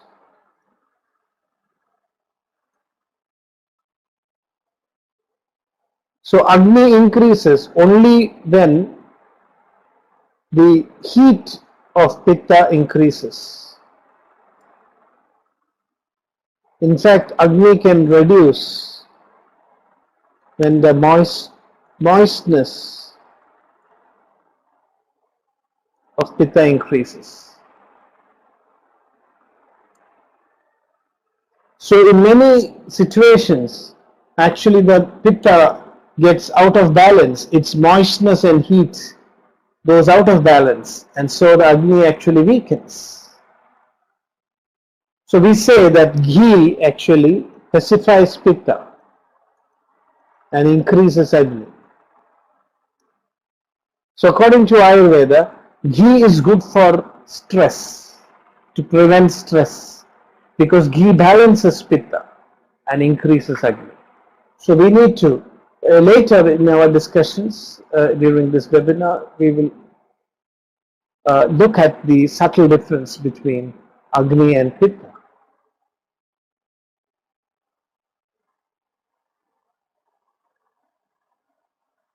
Is that clear?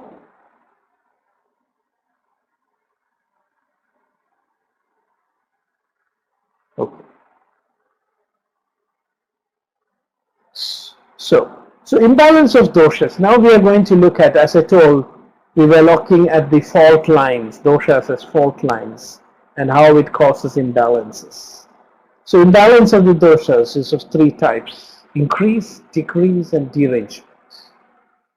So increase and decrease makes one susceptible to disease, and derangement causes disease. So this is This is really very important distinction to know. Just because a dosha increases, it does not need to cause disease. Because if that were the case, then we would be diseased very, very frequently. Doshas keep increasing and decreasing every day. In the morning, Kapha increases. In the afternoon, Pitta increases. In the evening, Vata increases. And again, Kapha increases, Pitta increases, and Vata increases. And there is actually no end to this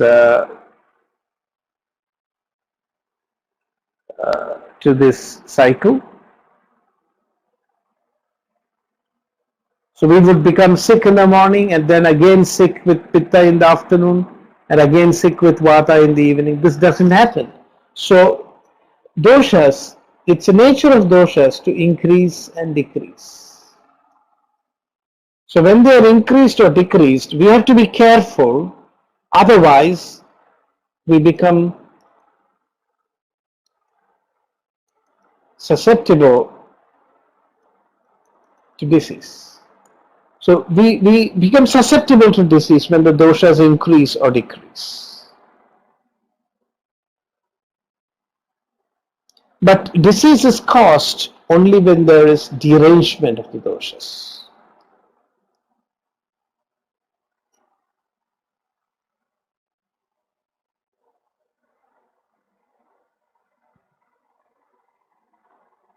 Is that clear? So what we call as real imbalance of doshas is actually when they increase or decrease beyond a certain limit. And that cutoff point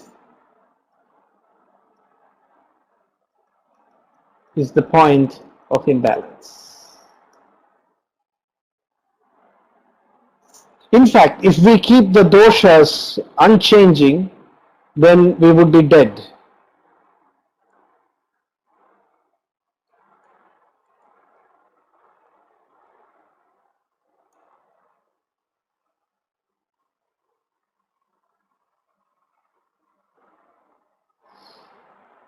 If the doshas don't change, then it means death. Doshas need to change, they need to fluctuate to keep the balance.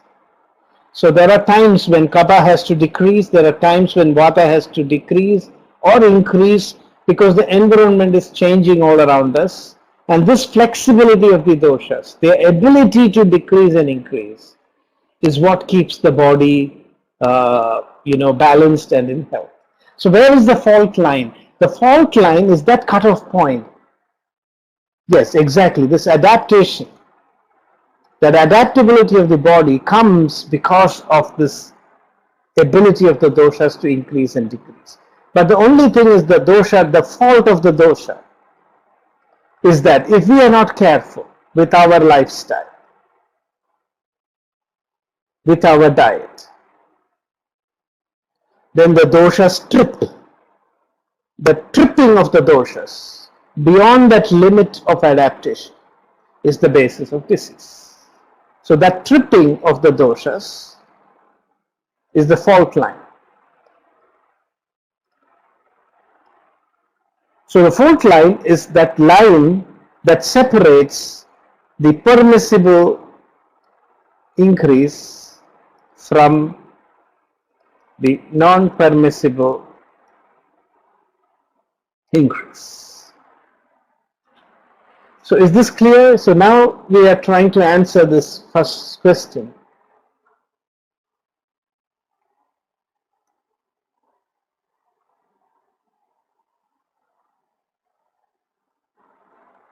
Yes.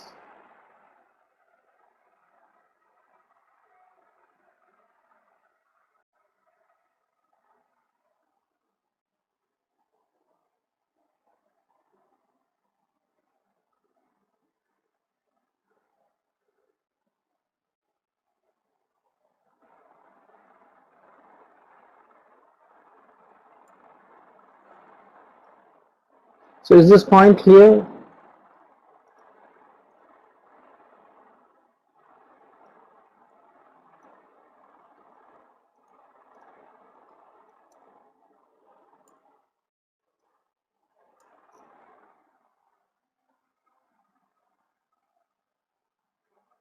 Okay.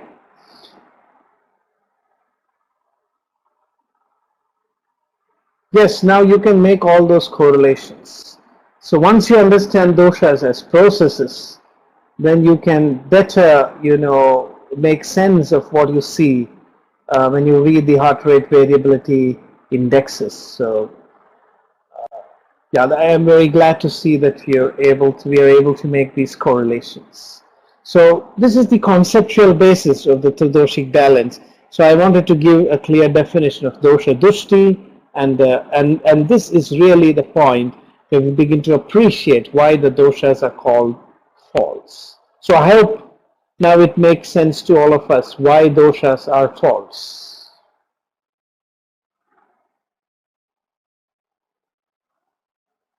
or rather how doshas are false.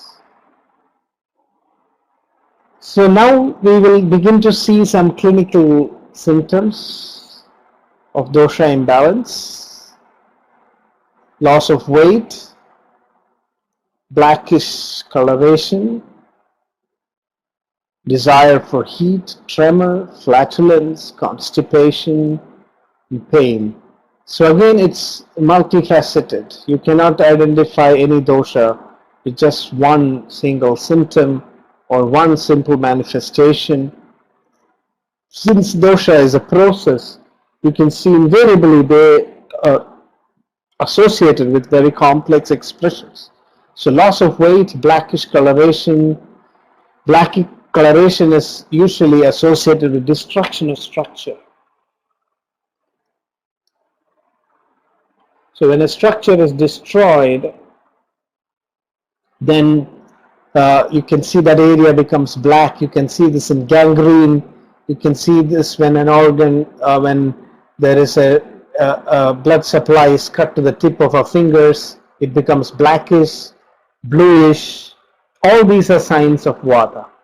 And pitta, you can see sweating, burning, redness, suppuration, fever. These are all signs that there is pitta imbalance. Actually, the body talks to you through the language of symptoms. So in Ayurveda, it's very, very important to interpret the doshic, implication of a particular symptom. So Pitta begins to show some colors, some symptoms, and some processes, and it is by reading the language of the symptoms that the physician. So symptoms, actual Ayurveda, is the language of the doshas. Ayurveda says that the body is trying to speak to you through symptoms, telling the doshas symptoms are actually uh, doshas trying to tell us that it needs help to balance itself. If there were no doshas, then we would have, if there were no symptoms, we would have diseases that actually kill us without a warning. And in fact, there are also such silent killer diseases which affect us all of a sudden and unexpectedly and kill us. So in Ayurveda, every symptom is analyzed in terms of what it represents. So what dosha does it signify, what dhatu or what structure it signifies. And so by analyzing the symptom very carefully, we are able to in one way understand what type of doshas are dominant. The third stage is kapha. Kapha is growth, dullness, lethargy, itching, indigestion, whitish coloration. These are all some of the manifestations. You know, for understanding the signs and symptoms from an Ayurvedic perspective, you need many years of clinical experience. You need to analyze and see a lot of patients and be with experts for a long period to be able to understand the signs of doshic imbalance. So is this clear?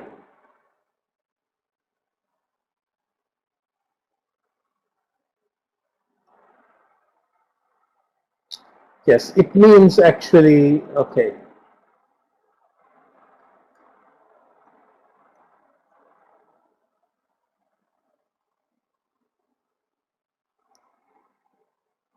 So separation actually means pus formation.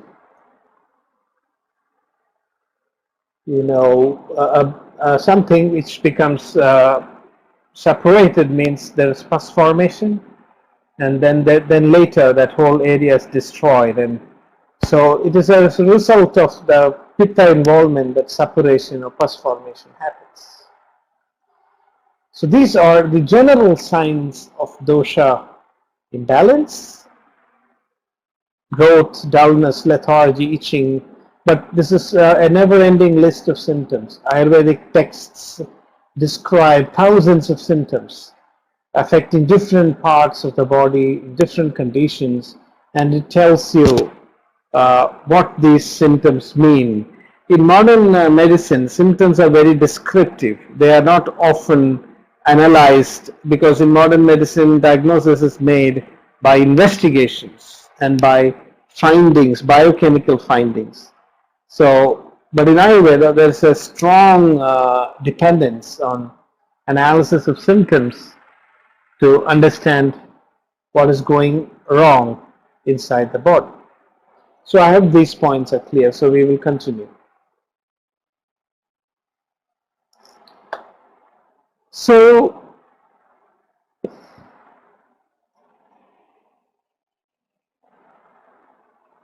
yes, all pain is vata.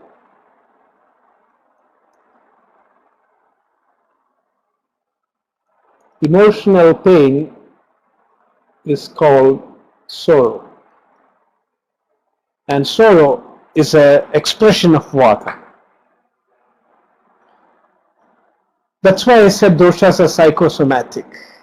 So what Ayurveda says is that deep sorrow in the mind can also manifest as physical pain. And it may look to be very real physical pain. And this is the reason why placebos are most effective for pain, more than any other disease. Amongst the doshas, vata has a stronger connection with the mind than pitta and kapha. It's not that pitta and kapha are not connected with the mind, but vata has a much stronger correlation with the mind. So pain is something which is also, it's all quite well known now that pain is psychosomatic. And so when we treat the mind, when we pacify the mind, then the pain is relieved from the body also. And in fact, it has been found that placebos are able to even mimic real painkillers. They bring about biochemical changes in the body, even though there is no active chemical in it. So this is well known to Ayurveda, because Ayurveda knew the interconnectedness between the physical body and the mind. So now I want to introduce another concept, which is about the doshas and the gunas. I don't know whether you have heard the term guna. I mentioned guna means property, or it means quality. So the gunas or the qualities are actually that which give, it's an index to the energy matter transformations.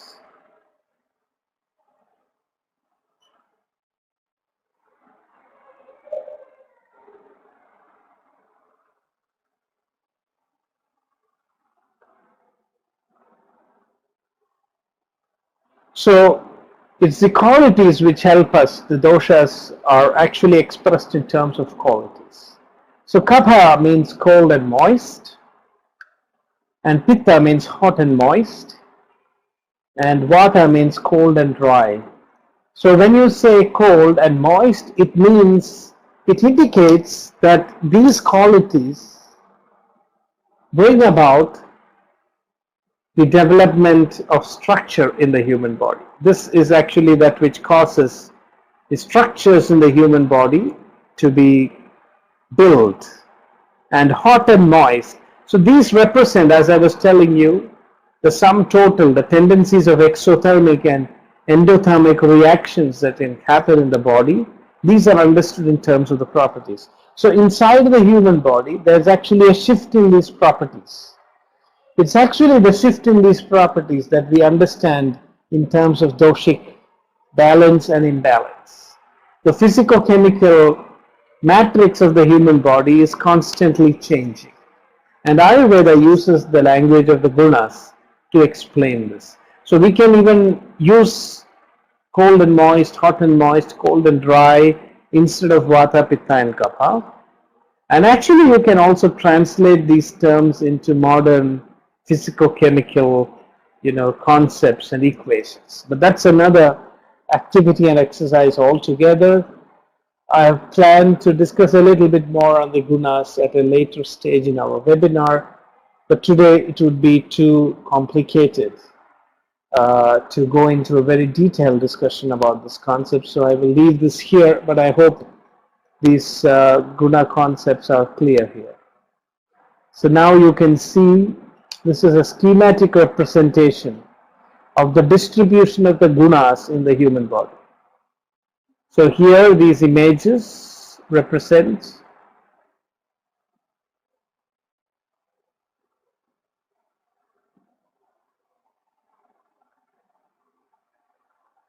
this is the cold and moist. So you can see the thermometer indicating a cold temperature and the clouds indicating moisture. And then we have thermometer indicating heat and the clouds moisture. And then so you can see the human body from the head to the toe represents a spectrum of the gunas, ranging from cold and moist to cold and dry.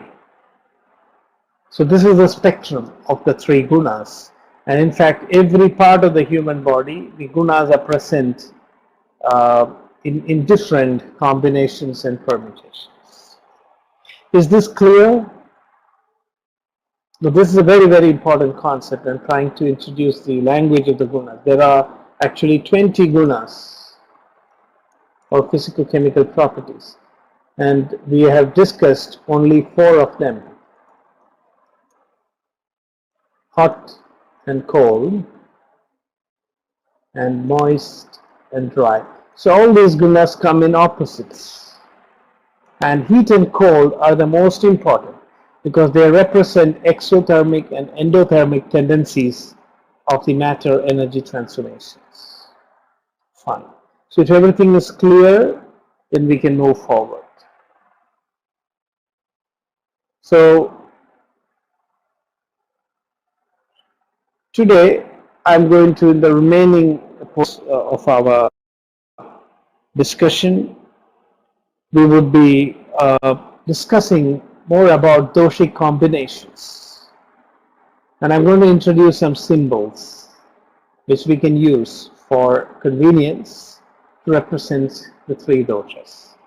So I've chosen these 3 symbols for Vata, Pitta and Kapha. And you can see Pitta is not just fire, but it also represents moisture.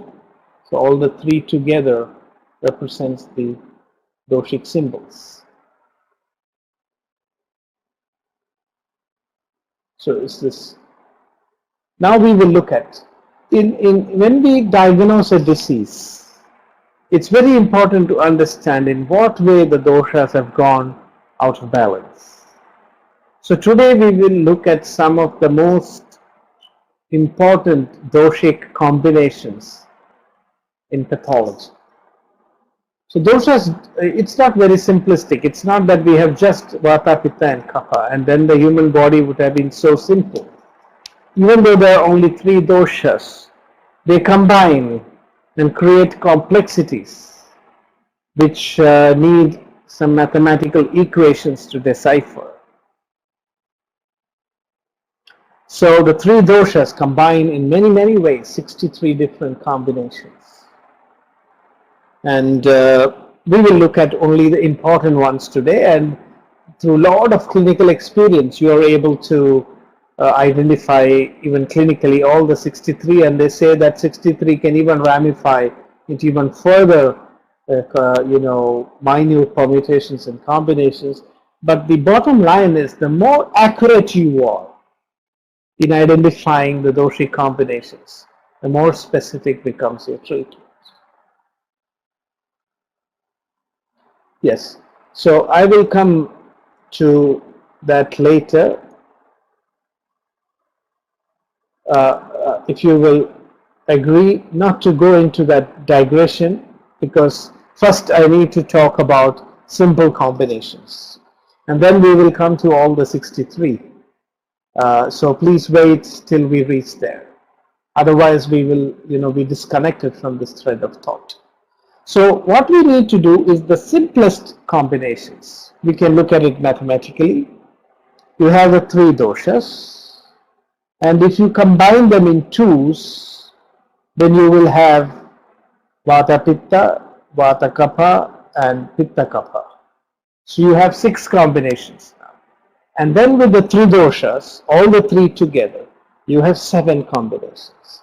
So these are the simple, very simple combinations. The simplest is 3 combinations. So when you are beginning your study, you are able to distinguish only 3 combinations or 3 divisions of the doshas: Vata, Pitta, and Kapha.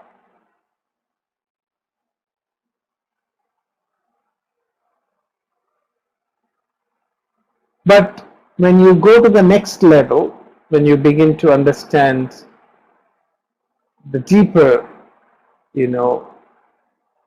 complexities of the doshas, you understand 7 combinations: Vata, Pitta, Kapha, Vata, Pitta, Pitta, Kapha, and Vata, Kapha. So please look at this carefully. We have Vata, Pitta, Kapha. Then we have Vata, Pitta, Vata, Pitta, Vata, Kapha, and Pitta, Kapha. So that makes it 6. And then we have Vata, Pitta, and Kapha, all the 3 together. So at least to be a fairly good clinician, you need to distinguish at least 7 combinations of the doshas. And I think the devices like the VedaPulse is one way to look at these combinations. And you need to clinically validate them. So is this clear? So I want to go to one more level of combination. We'll not look at all the 60 odd things, we come later. Yes. So now there is another way in which to look at these combinations. You can have Vata Pitta and Pitta Vata also. And you can have Vata Kapha and Kapha Vata also. And you can have Kapha Pitta and Pitta Kapha also. So now you have 6 plus Vata, Pitta, and Kapha. You have 9. And then you have Vata, Pitta, Kapha with all the 9 possibilities. Vata, Pitta, Kapha with only Vata dominating. Vata, Pitta, Kapha with only Pitta dominating. Vata, Pitta, Kapha with only Kapha dominating. Vata, Pitta, Kapha with both Vata and Pitta dominating. And then Vata and Pitta and Vata dominating. So which means you have another 10 combinations. So 10 plus 9, it means 19 possibilities. Next level. So when you are beginning, you are able to distinguish only 3 types of doshas. When you go to the second stage, yes, that is why I said we don't need to go to the 60 combinations. So is the 7 combinations clear? Yes. So we will go along now, and I don't think we should go into all the complexities all of a sudden. Usually when we study this, we take a long time to actually understand it. 7 clear. Yes, the 19 I will explain again. Vata, Pitta, Kapha. 3. Is that clear?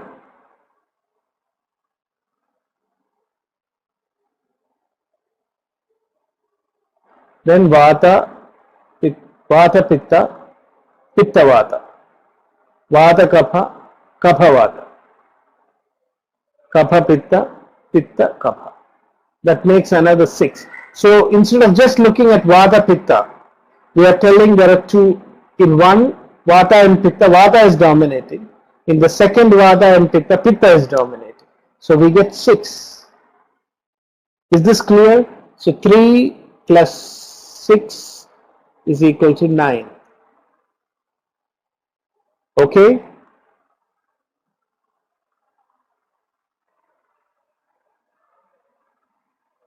Is this clear? So then now we have Vata, Pitta, Kapha, which is 1. So that makes it 10. And on this Vata, Pitta, Kapha, you can again have Vata, Pitta, Kapha with Vata more than the other two. Is this clear? That is the 11th possibility. So Vata, Pitta, Kapha with all the 3 equal is one possibility. Vata, Pitta, Kapha with Vata more than the other two is the next possibility. Vata, Pitta, Kapha with Pitta more than the other two is the next possibility. Vata, Pitta, Kapha with Kapha more is the next possibility. Is this clear? Okay, so we have now 10 plus 3 is equal to 13. Is this clear? Okay. Now we have Vata, Pitta, Kapha.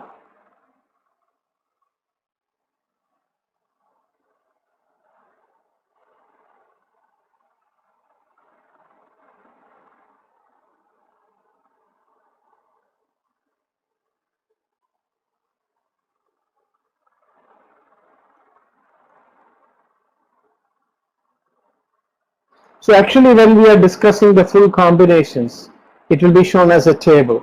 So I tried to explain this only because the question came, why not 64? Otherwise I wanted to deal with only the major combinations today. So that can be explained without a table.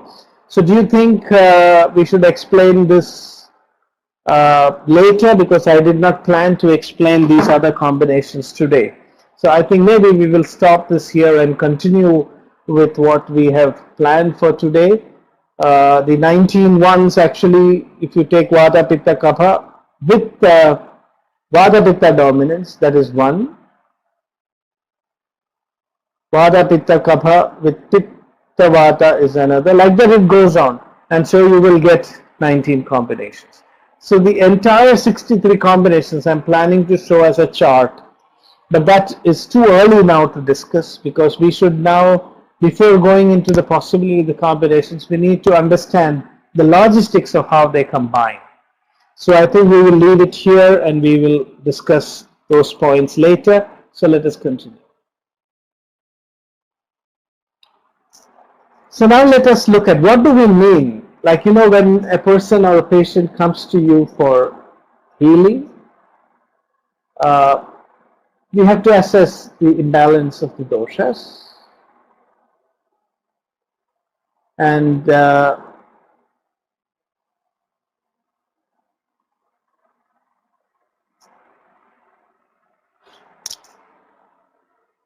when we say Vata has got out of balance, it means dry and cold properties have increased. And so the treatment has to be warm and moist. And the principle is that we should treat Vata like a friend. So that is what you mean. Friendship is all about being warm and moist. And if you are cold and dry, even mentally to somebody, then you will aggravate his Vata. So a Vata person is also actually very anxious. When a Vata person comes inside your room, so this is very important in clinical practice. We say that the doshic imbalance makes the physician to decide even how mentally a particular patient has to be approached. This is extremely crucial. A Vata person or with a Vata disease coming into your room, you need to give such people a lot of assurance. So this is a principle that Vata should be treated like a friend. Vata person needs a lot of assurance. I think we discussed this also a little bit. But now I want to explain that in terms of the, when a Pitta person comes, the Pitta person is hot and moist, very aggressive, and you need to treat a Pitta person like a king, whether he is a patient or. So when you do that, then his system is optimized. His mind is most optimal if you treat him with importance, with a sense of importance. So Pitta being hot and moist, is the treatment for Pitta is cold and dry. So is this point clear? A Pitta person is angry and aggressive.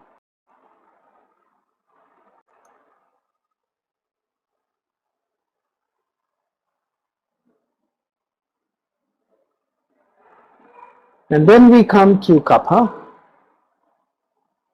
So Kapha is cold and moist, and so it needs hot and dry treatment. So that is why we say we must treat Kapha like an enemy. A Kapha person you need to be very stern with a Kapha person.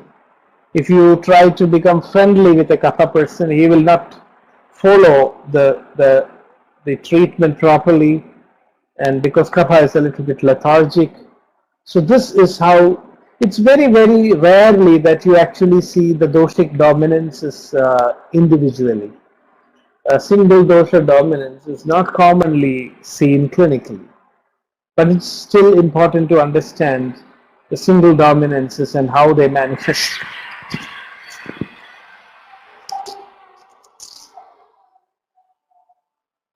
So is this clear, the single dominance of doshas? So then we can go to the dual dominance. So if you look at it broadly, the imbalance of doshas are of three types: single dominance, dual dominance, and triple dominance.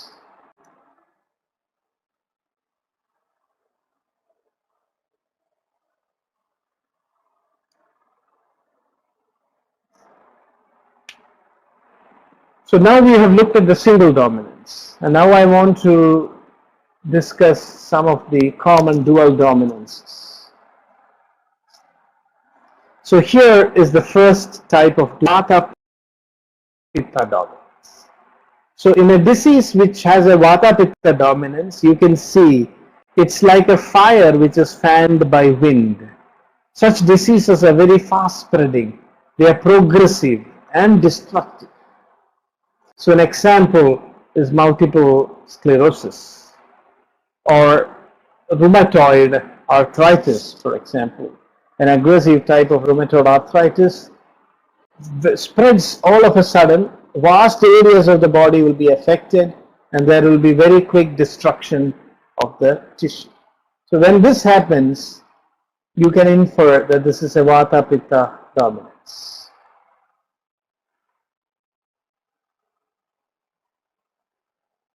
Next, we have a Pitta Vata dominance. So in Pitta Vata dominance, it is like fire supported by wind.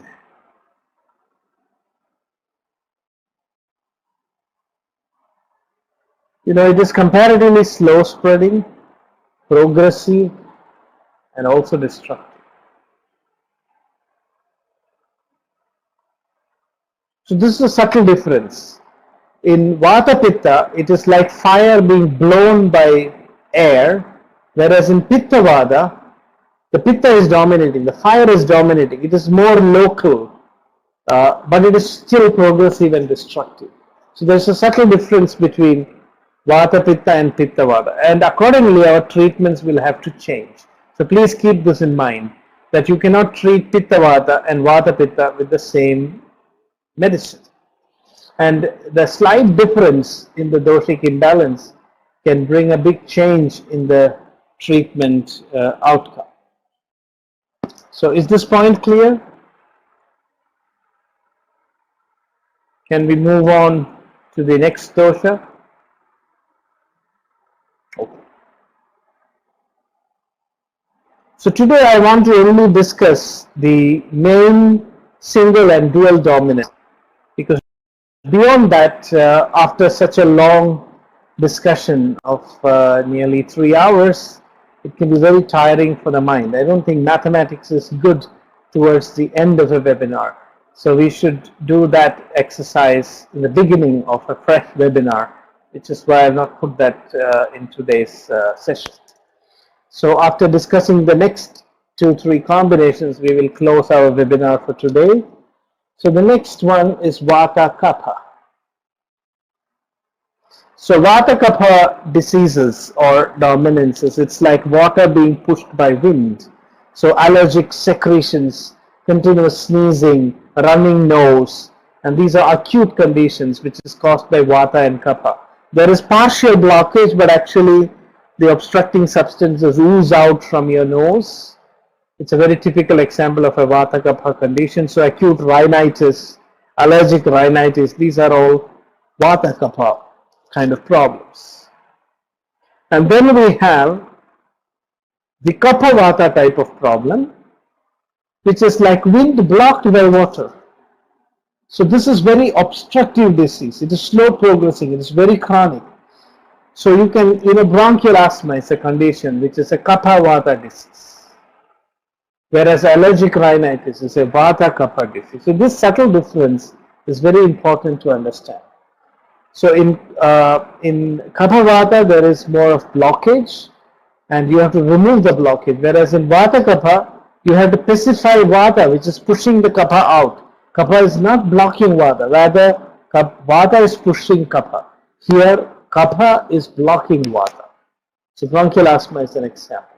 So here the manifestations are different. So clinically it's again very important to distinguish between Vata Kapha as well as Kapha Vata. And now we come to the last combinations with which we will conclude our webinar today. It is that of Pitta Kapha and Kapha Pitta. And Pitta Kapha is like water being burnt by fire or evaporated by fire.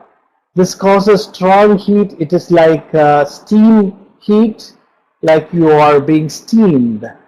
Extreme moist heat, humidity. When it's hot and humid, it is like Pitta and Kapha. And it is strong heat, inflammation, and it leads to putrefaction and destruction if the exposure is for a long period of time. So this is Pitta Kapha. And then we have Kapha Pitta, which is like fire suppressed by water. It is as if water is, enveloped by fire. And so there are eruptions and suppurations. The fire tries to come out of the water, and this causes tissue damage. And compared to Pitta Kapha, Kapha Pitta has a little more slow progress. So these are the major single and dual combinations of the doshas. And we try to understand some cardinal clinical features of the representation of these doshic combinations.